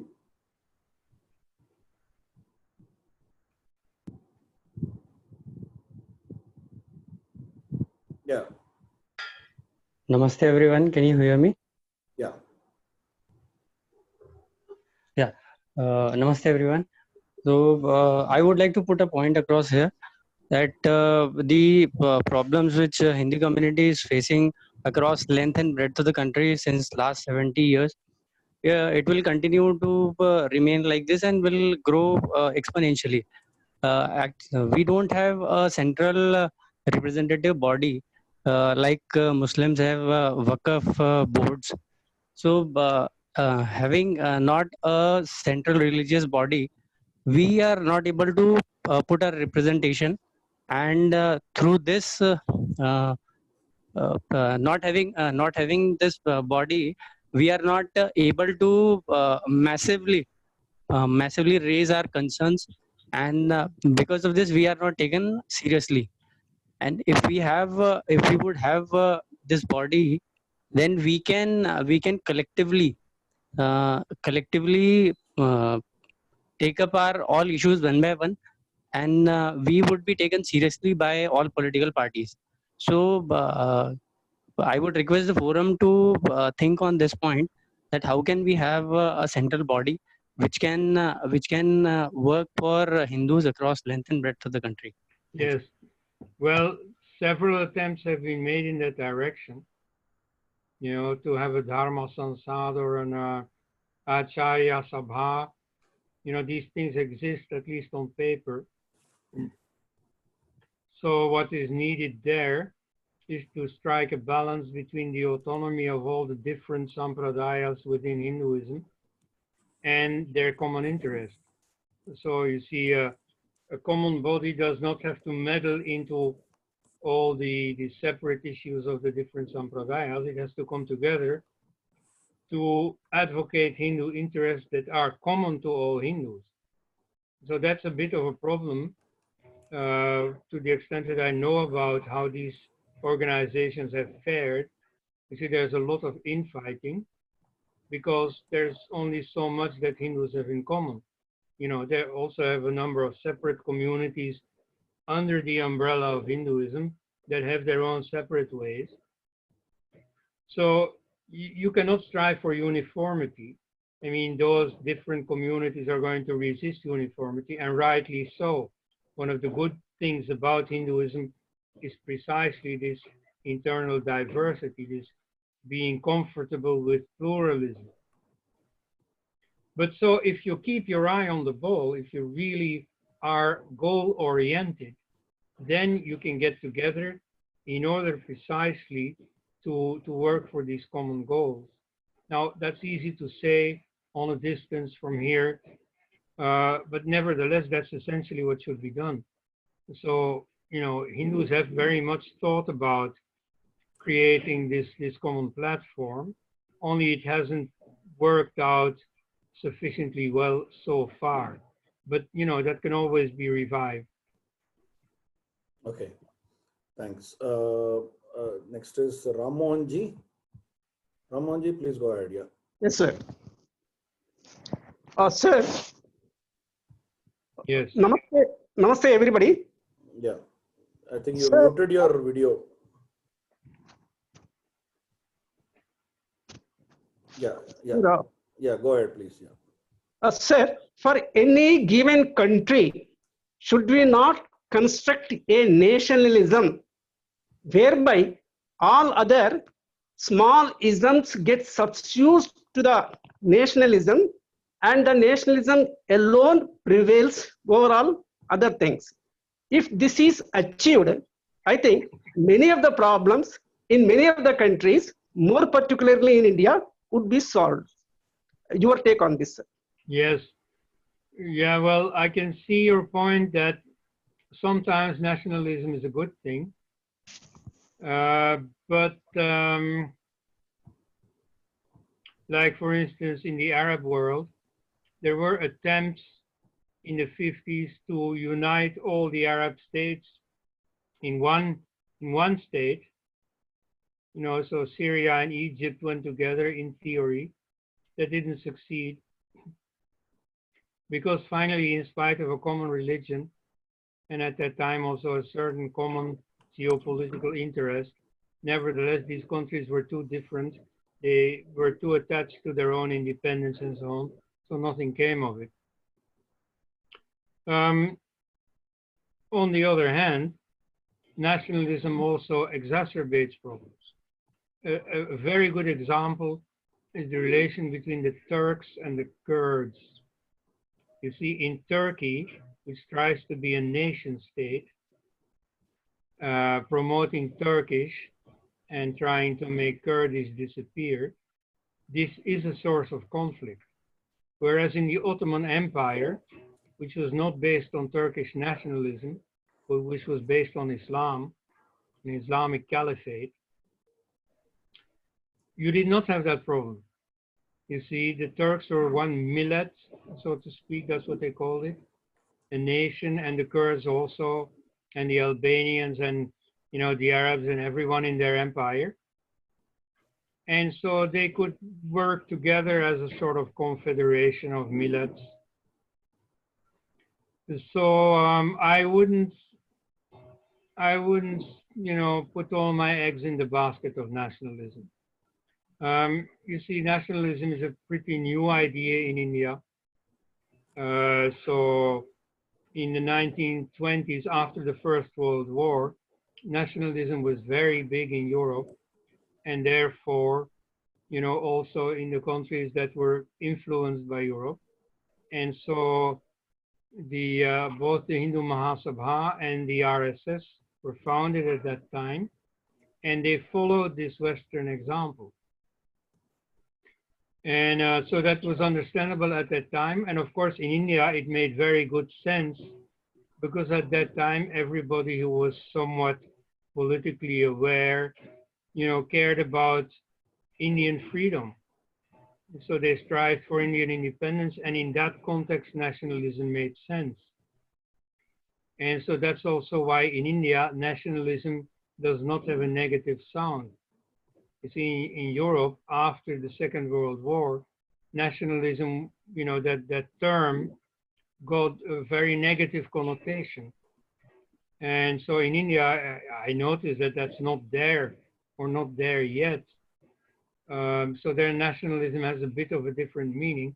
Nevertheless, I wouldn't expect too much from nationalism. You see, in India, there has always been pluralism. There have been different communities coexisting. And the borders, the political borders have changed all the time. There was an ideal of unifying India under Chakravarti, and some empires came close to it. The Gupta Empire, the Maurya Empire. Then later, unfortunately, a man who came close to it was Aurangzeb, and then finally Queen Victoria. But so that ideal of uniting India was always there.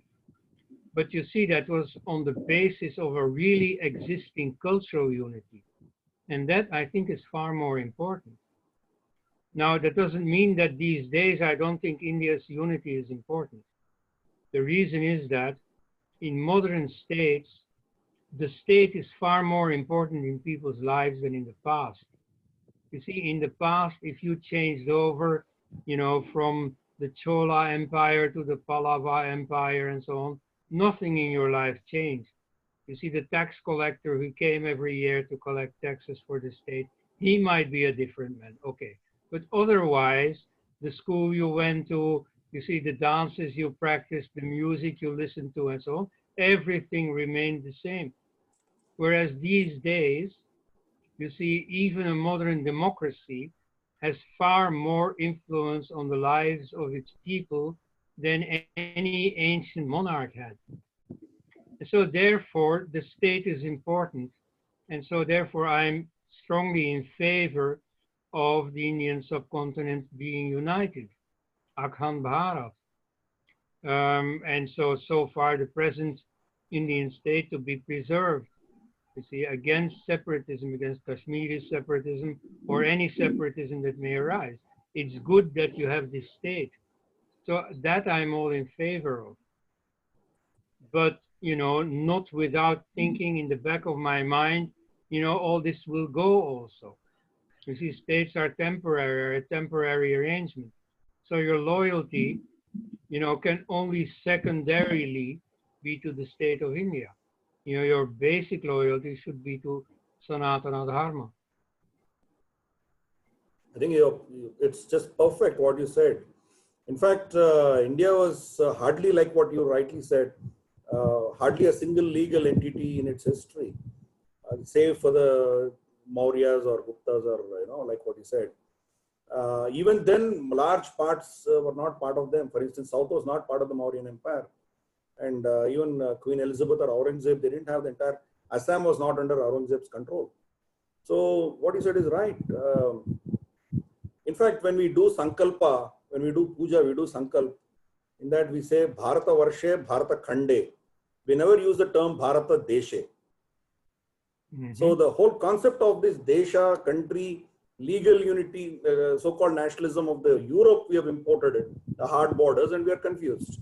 70 years down the road, I think we are completely brainwashed and we are confused. That continuity, if we look at it from that way, even a Pakistani citizen is a son of Bharat. Doesn't matter the color of his passport, right? It is an Akhand Bharat concept. I think you have very rightly said that. We are very proud that you could espouse these causes which a normal Hindu should be talking about.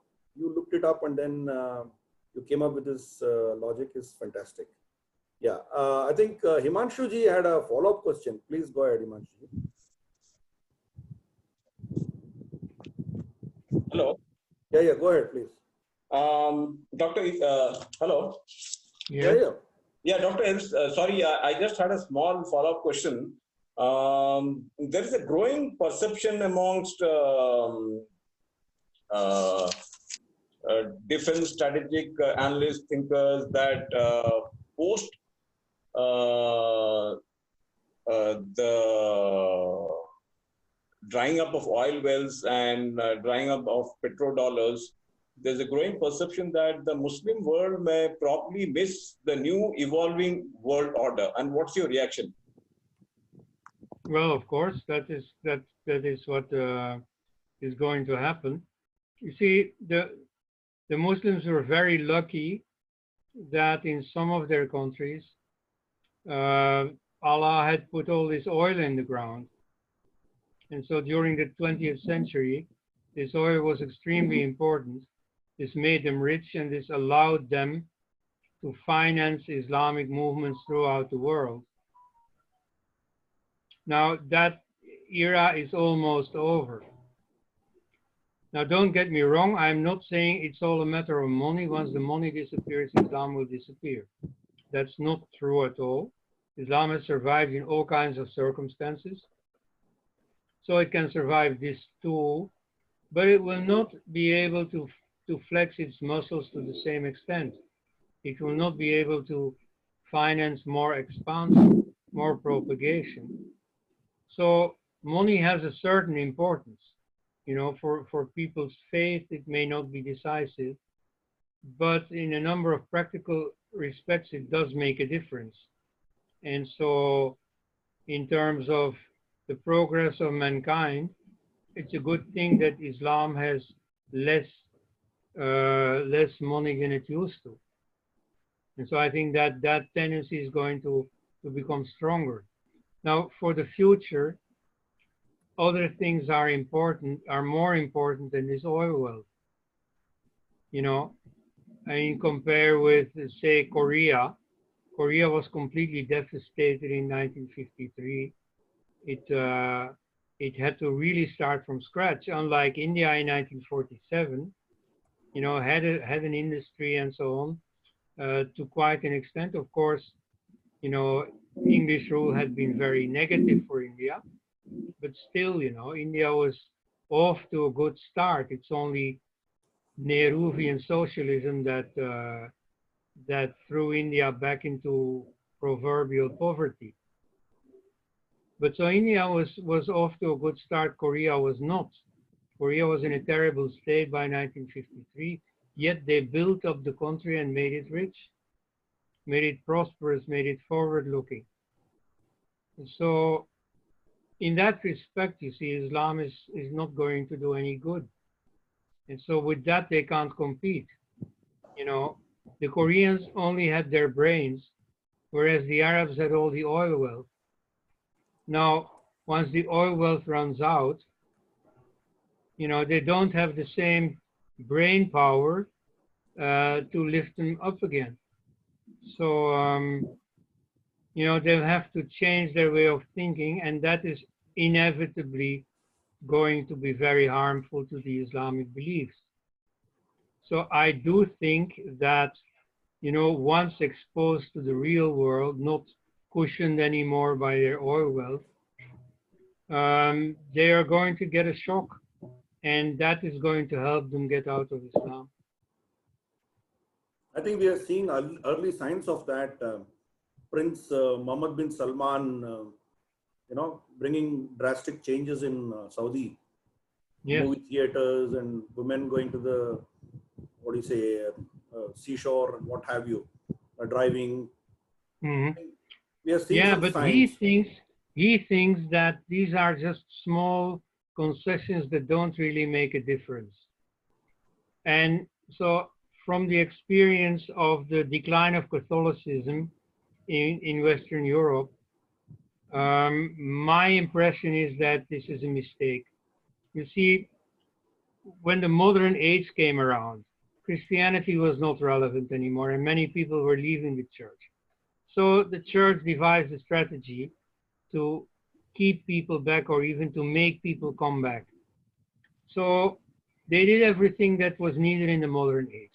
Like, for example, with industrialization, you got this industrial proletariat. They started socialism.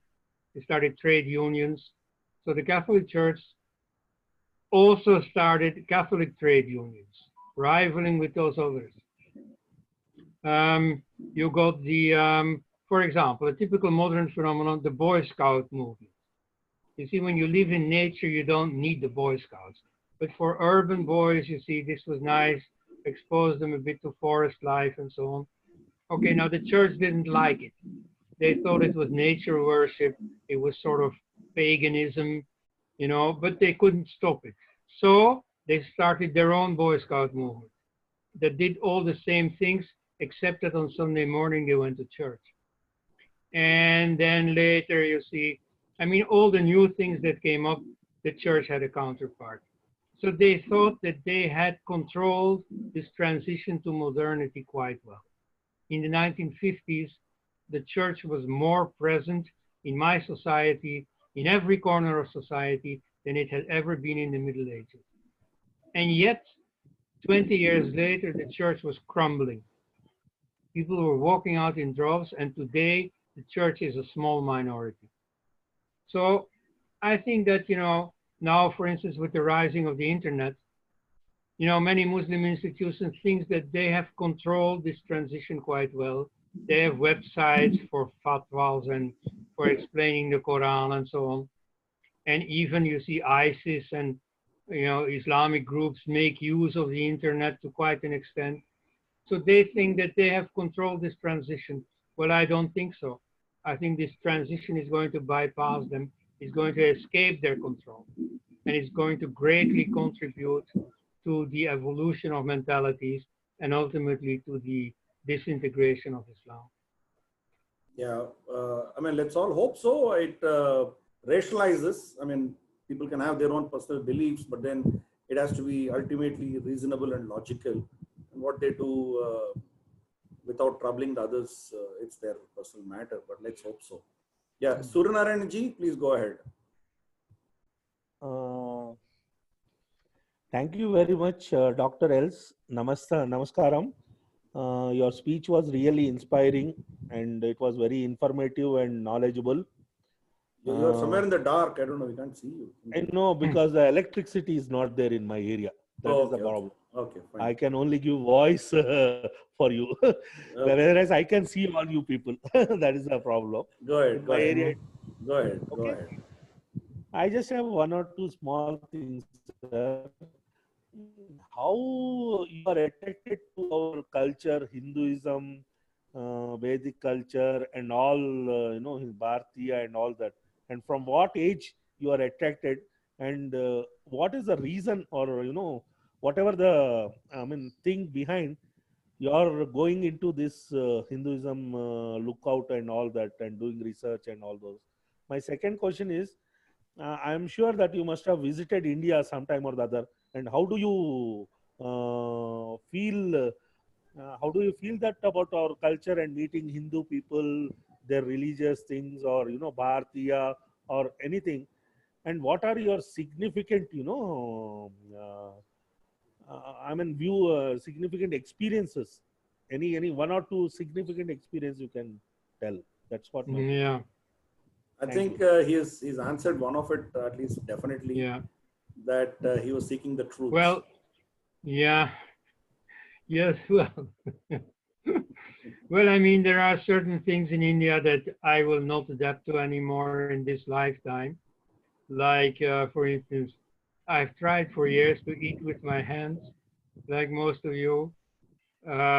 Frankly, I've given up, except in some circumstances. But you see, there I eat with a spoon. So in some respects, I know that I'll never be a Hindu. But then again, you see, that's okay. That's even okay for Hindus, as far as I understand, because Hindus themselves have lots of diversity. And so this is like, I also notice many people who actually become Hindus, who dress like Hindus and so on, especially in the Hare Krishna movement, they form some kind of community of Western Hindus. Because you see, rarely are the marriages between a born Hindu and a Western convert. Mostly these Western converts form a community of their own. Nevertheless, they really are Hindu. They do everything Hindu and so on. And so that gives an idea of how Hinduism has expanded in the past. How people in Bali, for example, became Hindu. And so Hinduism has this capacity of taking people in without forcing anything on them, so that the attractive things, you see, mainly the essential, the important things of Hinduism are taken over, and the outward things are continued or partly taken over and so on. And so all this is possible within Hinduism. That's, for instance, also why I'm never going to take a Sanskrit name. I know people who have converted and who take a Sanskrit name. No, I don't do that. In Islam, everybody from whatever tradition, if he converts to Islam, he gets an Arab name. And I don't think that is necessary. At any rate, I don't believe in that. But so it's the important thing, the essence of Hinduism. That is good, and that counts for everyone. That, you see, everyone had better take over. So you see, my experience with Hinduism is fairly pleasant. Even though there are things in India that I have to adapt to. Like, for example, the people are extremely clean, but the streets are extremely dirty. That you know, that I had to sort of learn. Okay. But, you know, what I'd say about India, I mean, I like the people, you know, the people are nice, are friendly, and so on. And so I mean, I can see the good qualities in all people the world over. Nevertheless, when I compare with the Arab countries, for example, I just like the Indian people. You know, they're pleasant to be around.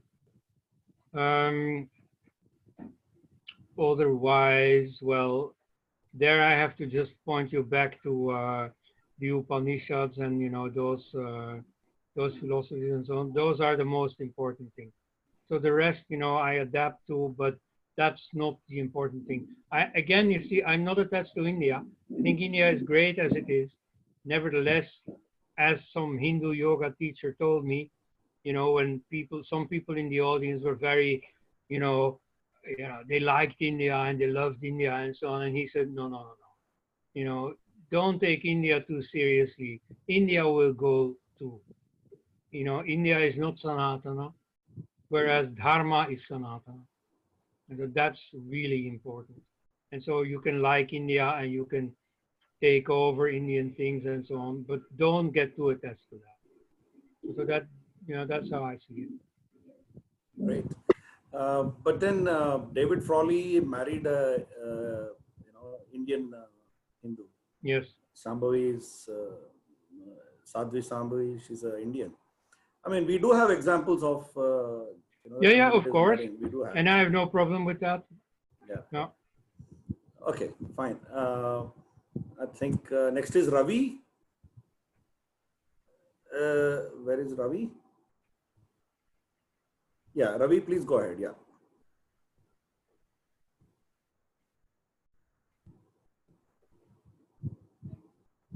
I think.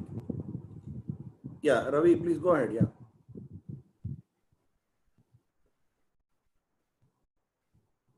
You're unmuted. You can talk.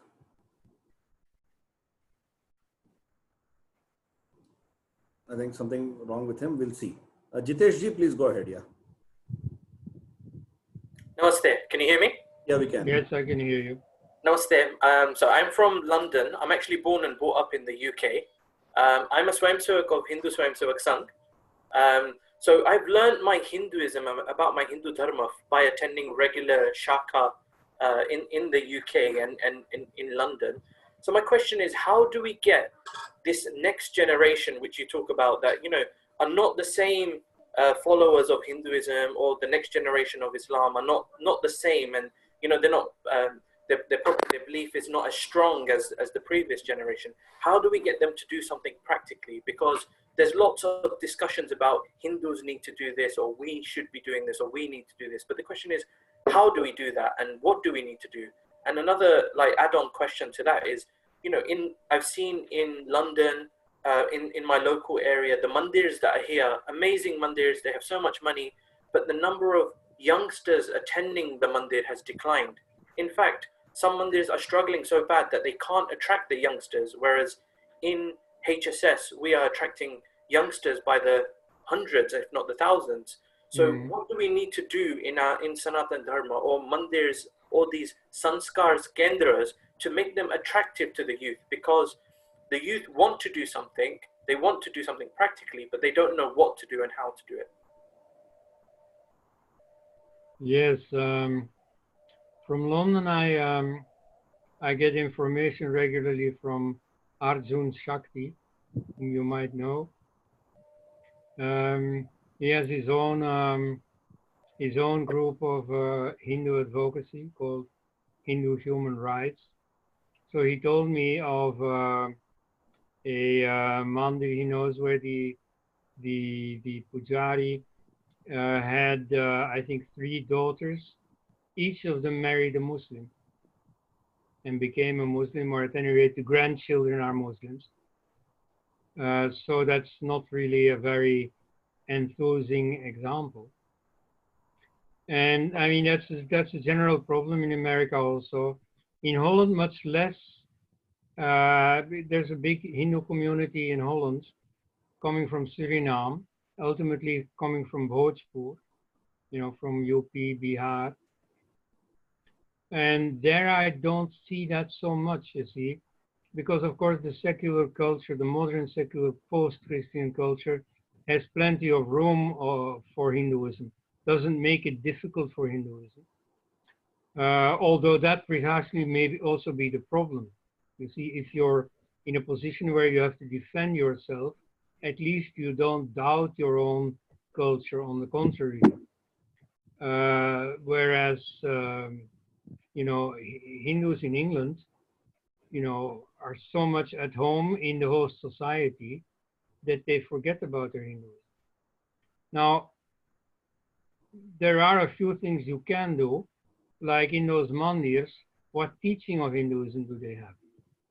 For instance, I know the case of Vishal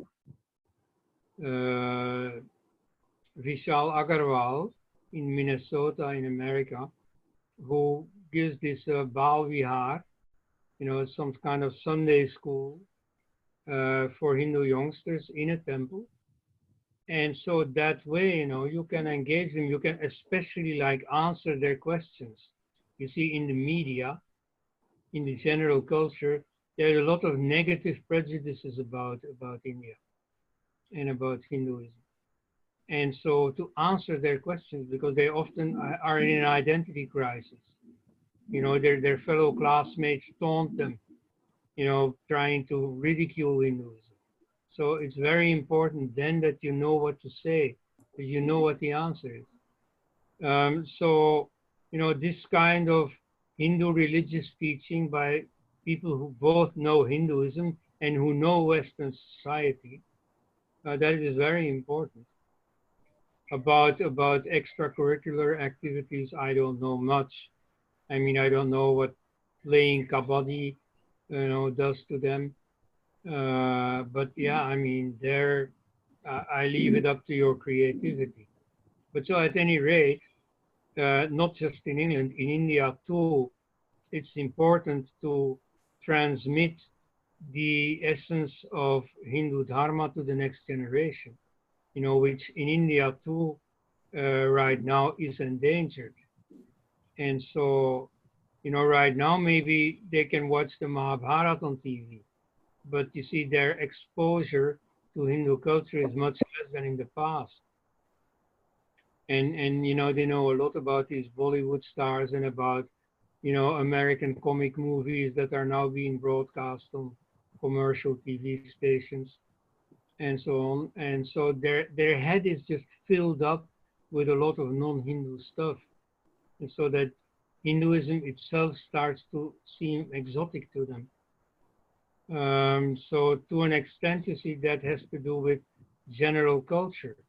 You know, the fact that adults, you know, pay for TV stations that put on all this Americanized stuff, you know, that then, you know, is what their children get to absorb. So you see, this, it is to quite an extent the responsibility of the parents to make Hinduism alive. You know, many parents don't do anything seriously Hindu at home anymore, so children don't absorb it anymore. You know, that's another factor. Then finally, you see, one thing that I personally am very interested in, and that where I try to do what I can, is simply what the host society thinks about Hinduism. You know, and that's a big job to do. That's one job where I can make a difference. You know, where people who are very present in Western society can make a difference, just correcting and keeping on correcting this eternal flow of misinformation about Hinduism. But yeah, I mean, I know that that's not a complete answer. You know, it's a very important question, and I'll have to, you know, think more about it. Well, I don't know, Dr. Elst, if I may add a couple of bits of my thoughts. Yes. You know, the temple, not just in London, but across India as well, what has happened is it has become a center of rituals. The core essence of the religion is taken away from it. But that was not, it was intended for when the temple ecosystem was conceived. Right. So you had, arts, culture, your architecture, your what do you say, Shilpakala, your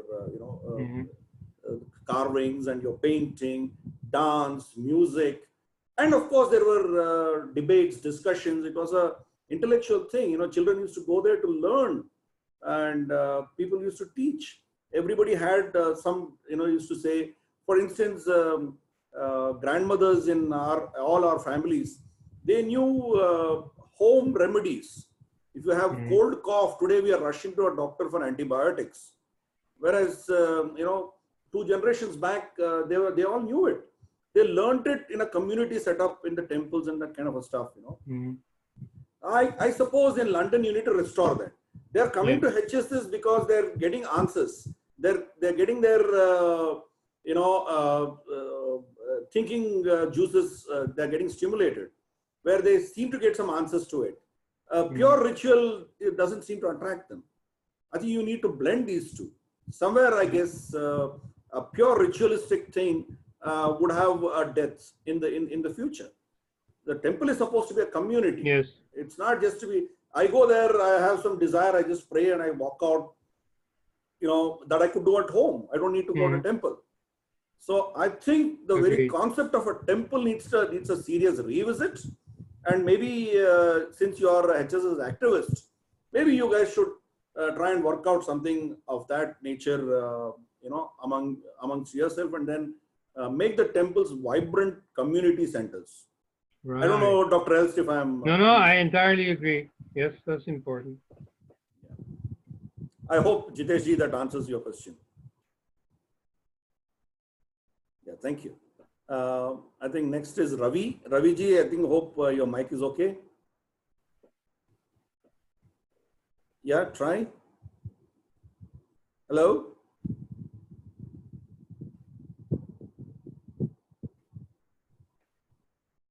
We're fine here. It's only problem at your end. Yeah, I think there still seems to be a problem. Okay, we'll see again. Sunil ji, please go ahead. Sunil Kitkaro. Namaste, sir. My simple query is about Article 25, which propagate the right to propagate the religious practices. It is meaning in India as a right to convert. So what is your opinion about this Article 25A? I think so. Yes. Well, during the Constituent Assembly, the missionaries lobbied very hard, specifically to get that word in the Constitution. And I mean, I don't know much about this type of news, about money changing hands, but that certainly happens. You see, certainly some people in the Constituent Assembly were bribed to advance that demand of the missionaries to insert that word convert. That was very important to them. Because, you could have said that there's freedom of religion, everybody can practice his religion, nobody can be forced to practice something else. That you could have, but they were not satisfied with that. They insisted on having the word convert inserted. And they did. I mean, Nehru made sure that they got that. So it's there. Now, they will say that simply means everybody's freedom of religion, including the freedom to change religion. And so that makes it very difficult to do anything about it. In fact, strictly speaking, Hindus are not averse to people changing religion. In fact, in the past, you see, debates often had the condition, okay, if you lose the debate, you convert to my school. And so, I mean, that concept of debate within Dharma, between the sampradayas of Dharma, that already existed in India. And so this Christian concept of conversion is not the same thing, but can be swallowed by most Hindus as an extension of the same principle. So, I mean, it didn't ring a bell among Hindus, oh, we should stop this notion of conversion. So, to that extent, Hindus are fairly helpless against that.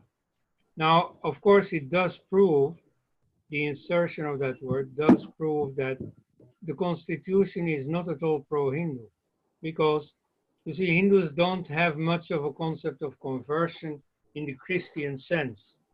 You see, in the Christian sense, conversion means, as the baptism father of the Frankish king Clovis said, you know, now you have to burn what you prayed to and pray to what you had burned. You know, it means you have to slash all ties with your past religion in order to become a Christian. That concept does not exist in Hinduism. For instance, you see modern secularists speak about conversion to Buddhism. Now, the very first conversion to Buddhism in world history is Dr. Ambedkar's conversion, because he explicitly said, and now you have to reject Vishnu, and now you have to reject the Vedas and so on. That was not part of Buddhism till then. You know, the Buddhism never said, I reject the Vedas, I reject this or that. He didn't ask anyone to reject anything. He asked people simply to embrace his own sampradaya. So there they didn't have that concept of conversion that is typical for Christianity and for Islam.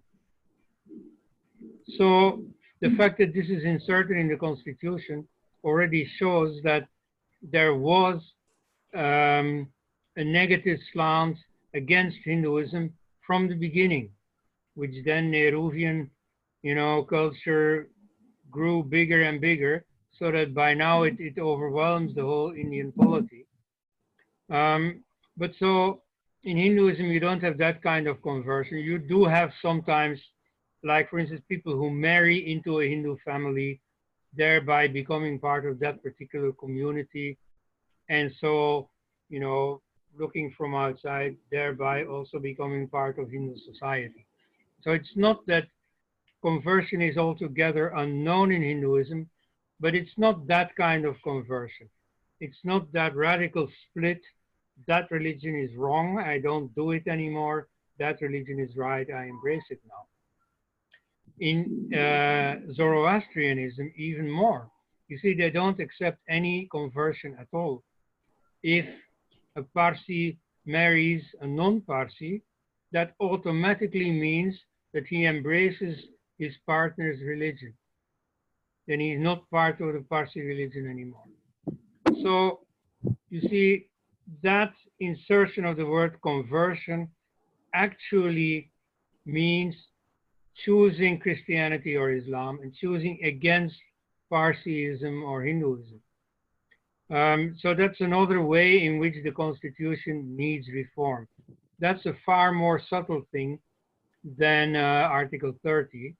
But yes, strictly speaking, if you analyze it properly, it already constitutes a sort of offense against Hinduism.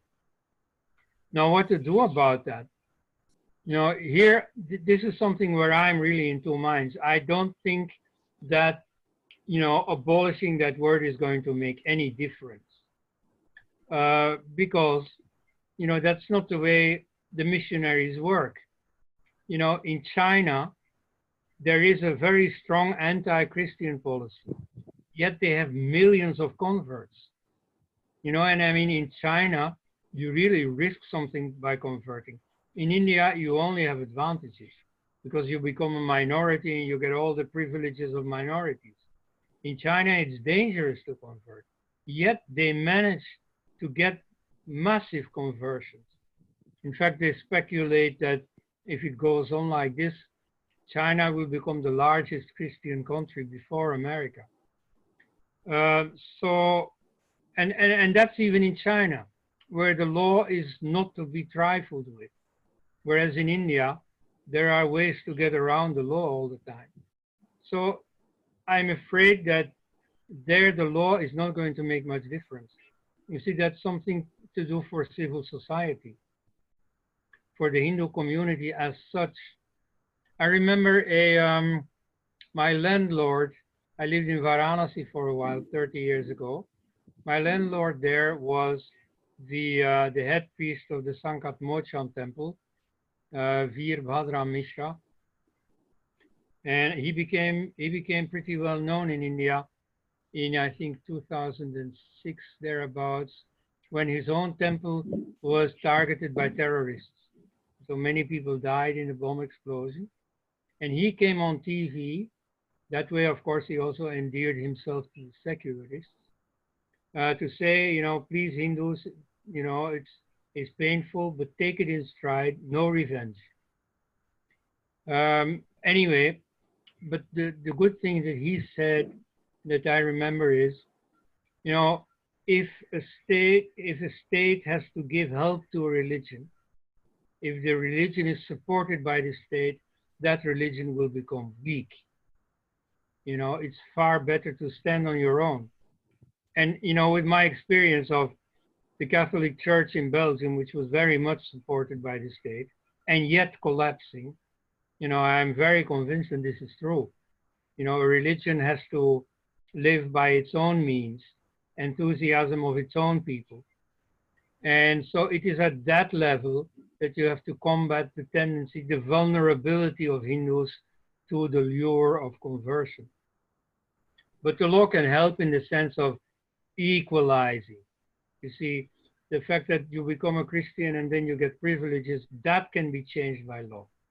You see, those privileges can be changed by law. That is why, again, you know, I insist that the real top priority, politically at least for Hindus now, is to achieve this equality. Great. I think we are almost done. Anil Sadanand had a follow-up question. I think you wanted to ask something. Anilji, you want to ask something? Yes, yes, sir. Yeah, please, go ahead, yeah. Yes, sir. Can you see me, sir? Yes. Yes, sir. Sir, my question is, like, do you contradict Hinduism and Buddhism? If not, why Dr. B.R. Ambedkar, being an Hindu, embraced Buddhism, and after him, his clan are following Buddhism extensively? So I just want to have an insight of that. Well, he had studied in the West and he had read many Western books. And so he had interiorized the Western notion that Hinduism and Buddhism are two different religions and that you can convert from one to the other. So he conceived of his own embracing Buddhism as a kind of conversion. He was mistaken about that, but nevertheless, his embracing Buddhism is very much favored by Hindu nationalists because, as Veer Savarkar said, Ambedkar's embracing Buddhism is a short jump into Hinduism. Because after all, even, you know, whatever he told himself, we know that Hinduism does not consider Buddhism a different religion. No, Buddhism is just a branch of Hinduism. And so it's a good thing that Ambedkar and all his followers became a Buddhist rather than to become a Muslim or a Christian. Because of course, once he started becoming famous and criticizing Hinduism, you know, the missionaries, you know, came to his door and suggested to him, come on, you know, become a Christian and bring all your followers. So that didn't happen. And so it's a good thing that he went for Buddhism. And, you know, if he wanted to make a gesture against upper caste Hindus by doing something they wouldn't like, well, then this at least is the best thing he could do. So, you know, I don't mind, and I don't mind Buddhism being back in India. So, no, I don't think that Buddhism and Hinduism are different, let alone inimical religions. Yeah, but then Dr. Elst, what has happened now is those people who claim themselves to be Ambedkarites or Dalitwadis or whatever, they are largely now Christians. They've all converted to Christianity. So, but then the Dalits who did not convert to Buddhism, or I mean, let's not use the term, did not follow Ambedkar, they are very much Sanatanis even today. Yes, yes, I but agree. Those that followed him, large number of them have actually converted to Christianity today. Right. Yeah, nevertheless, that movement towards Buddhism has caught on not just among the Mahars, Ambedkar's own community. I was a few months ago in the Gautama Buddha University in Greater Noida, set up by Mayawati of the Bahujan Samaj Party. And so that way she also wanted to make a gesture in the sense of Dr. Ambedkar. So, you know, in spite of this movement towards Christianity that you mentioned, there is also a great, you know, feeling for the Buddha in the Dalit community as a whole, and making it, materializing itself in things like the founding of this university. So the Buddha is still there, but I agree, you see, that the missionaries have not given up. Seeing that they became Buddhists, they nevertheless kept on besieging them until many of them finally did come to Christianity. Yeah. And in fact, most of the voices we see on the TVs or on the public platforms, those who write books, all of them are funded by the church. Yes. They still hold the Indian names, or I would say, sorry, the Hindu names, and they spew venom. They quote Ambedkar and then spew venom on Hindus. And when you actually go below the skin, it's all about church funds, you know. Yeah. That's the sad part of it. Yeah. Subramanian Garu, please go ahead. Very nice of you, Dr. Elst ji and Mr. Giridhar ji. I have a small submission. The two beautiful aspects of tolerance, aspects of Hinduism in the form of tolerance, and the Vasudhaiva Kutumbakam, treating everybody on same path, same fashion, that is secularism, are becoming weaknesses of Hinduism. Your kind advice to us, please. Well, yeah, but I mean that tolerance, or a better term for tolerance, is pluralism. That pluralism has always been there. You know, you can't just jettison that pluralism because it works against you at the moment. Moreover, I don't think that pluralism is the problem. You see, pluralism is a good thing, is the normal thing. And so you shouldn't, you know, try to abolish that. You know, what is needed now is knowledge. Many Hindus have completely misguided, sentimental ideas about what Islam and Christianity are. Like, take the case of the Ramakrishna mission. You see, they've failed in their attempt to be recognized as non-Hindu, but nevertheless, they are propagators of Christianity. And so, you know, what they know about Christianity is simply what the missionaries tell them, who give a very idealized image of Jesus. And so very many Hindus swallow that. In the 19th century, in the time of the Arya Samaj, that also interiorized an important notion of Christianity, namely monotheism. The fact that there was something wrong with many gods, with so-called idolatry. You know, they wanted to defend Hinduism, but at the same time, they imbibed some very important notions from precisely their enemies. Now, at that time in Europe, the great new development on the religion front was the beginning of scholarship of religion. And so scholars started deconstructing Christian history and Christian scripture. And they started seeing through it. Like, for instance, they asked the question, but did Jesus really exist? And if he existed, what was his life really like? And so that critical attitude towards religion, that was something worth taking over from the West. But that did not happen at all. When you look at Mahatma Gandhi, you know, that critical attitude of religion was not there at all. Instead, there was this completely sentimental, ridiculous idea about what Jesus was.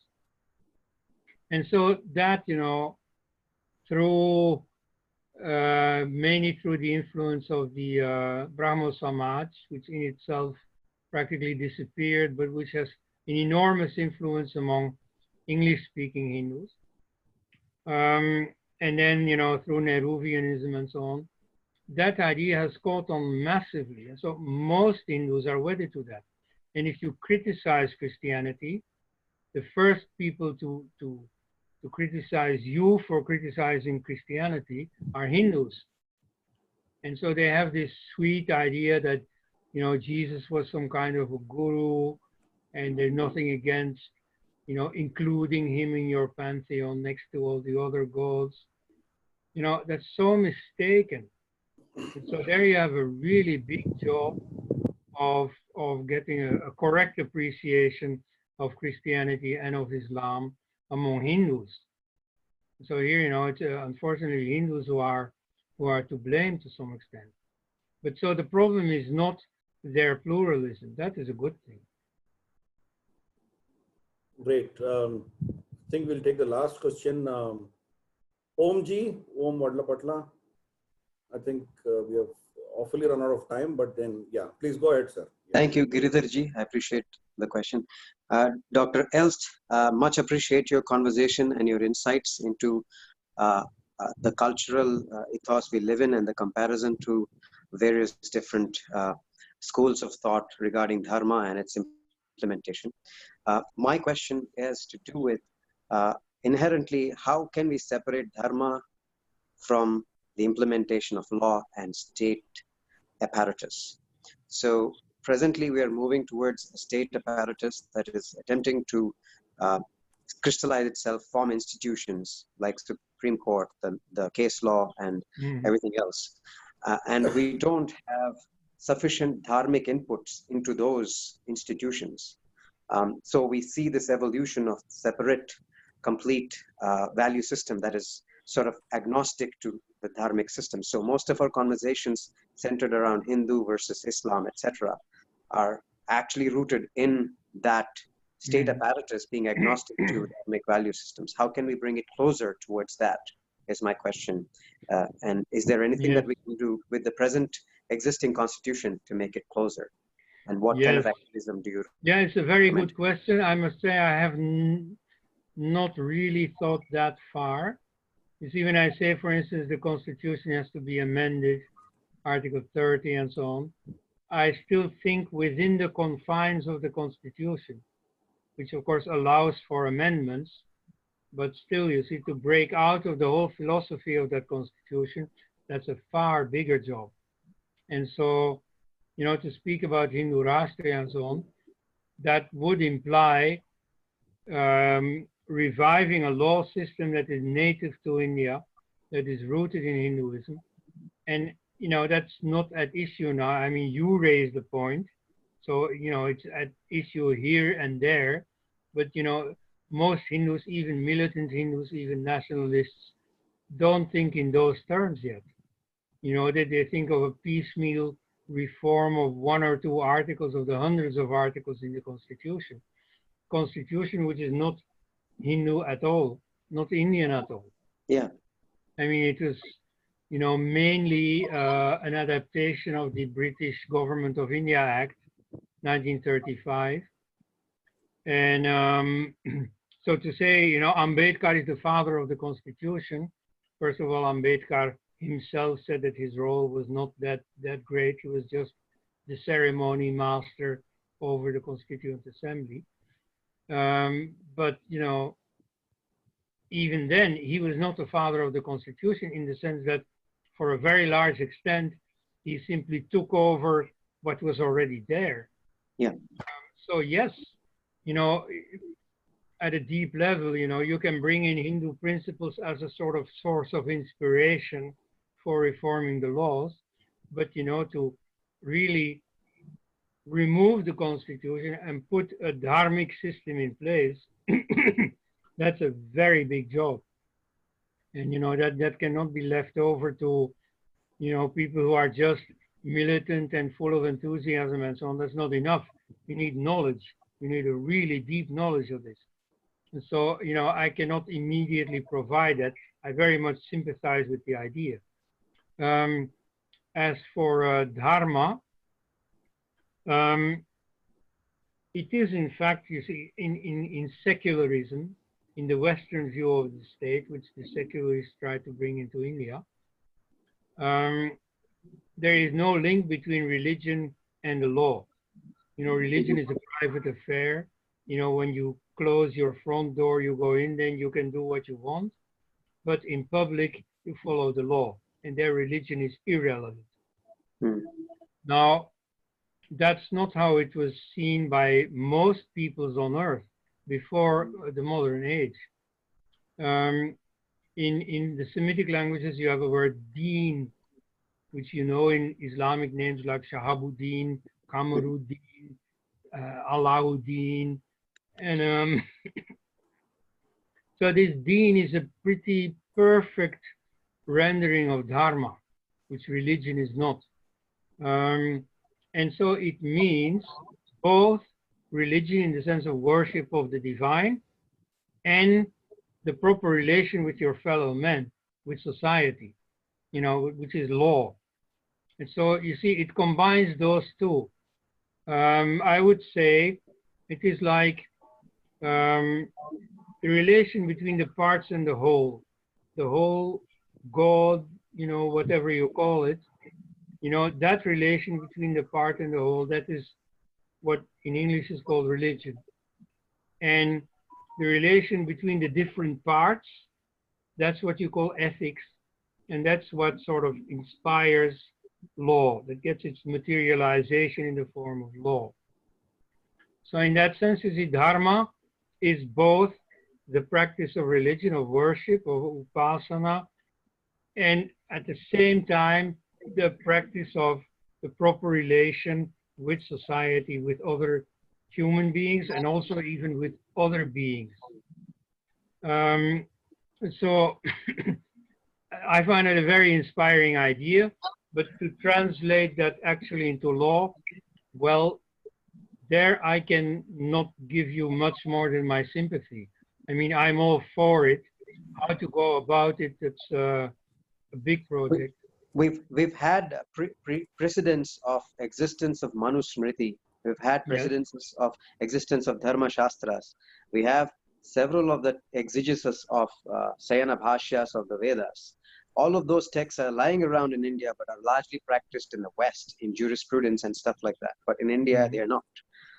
Is there any roadways to use those kind of knowledge bases and scholarship to actually input into this equation? Well, as a source of inspiration, yes. But you see, as a law system, the Manusmriti itself foresees that laws can be adapted. It says about itself that it can be reformed. Not by anyone, you see, by people who know the spirit of the Shastras. They can change the letter of the Shastras, all while preserving their spirit. So, this option of change is there. And, given that society has changed a whole lot since the time of the Manusmriti, you can't really just reinstall that as a law book. But you can take a lot of inspiration from it. But here you see, you really need very competent people, because simply, Sanskritic knowledge of the Shastras, what do the Shastras say, will not be enough to adapt them to the needs of the modern age. So you need someone very capable who knows these texts thoroughly and who also knows law and the needs of modern society equally thoroughly. So again, you see, it's a big job. It cannot just quickly be done, but I'm all for it. I mean, this is important to know. If you care about Bharat, that right now, it still has a constitution that is to a large extent colonial. Great. Thanks, Omji. I think we will have to close it here. We have almost hit the 3-hour mark. I had requested Dr. Elst for a couple of hours, but then sorry, I pushed you for a complete 3-hour show. And it was fantastic. I think you have answered all the questions. There is one caller who was asked to be, unmuted, but unfortunately I'm unable to do it because, we've had some unpleasant experience 4 or 5 days back. So unless we have the name clearly mentioned, we are not unmuting them. His phone shows iPhone. So we really do not know who the person is. That's the reason why we are not doing it. Sorry for that, but we request all of you to put your name so that, you can see a face and a name identify, and then we can call it. That apart, I think it was a fantastic talk, Dr. Elst. It's always a great pleasure to hear from you. The kind of in-depth knowledge you have had, unfortunately, as a foreigner, you have learned all these things. Most of it should have been natural to we Indians, but then that's a sad part of it. Our education system is made as zombies walking around. I hope with this talk, people are inspired to at least now go do some degree of unlearning and learning what they are supposed to do. That was fantastic of you, and thank you so much. Thank you. And friends, tomorrow evening, 5 o'clock, we're going to have Shefali Vaidyaji. So please be on time, and then we will take it forward. And this recording would be in YouTube pretty soon, maybe a couple of days from now. So in case you hopped on and hopped off, you want to go and go back to the questions, this will be in our YouTube channel. We request you to kindly subscribe to our Twitter handle, our Facebook page, as well as our YouTube channel. So all these talks, in fact, Dr. Elst was there in our Aryan Invasion Theory program on 7th of December. All those videos are uploaded. So you can please go and look up all those videos. Thank you, and thank you so much. And wish you all the very best. Bharat Mata Ki Jai. Bharat Mata Ki Jai.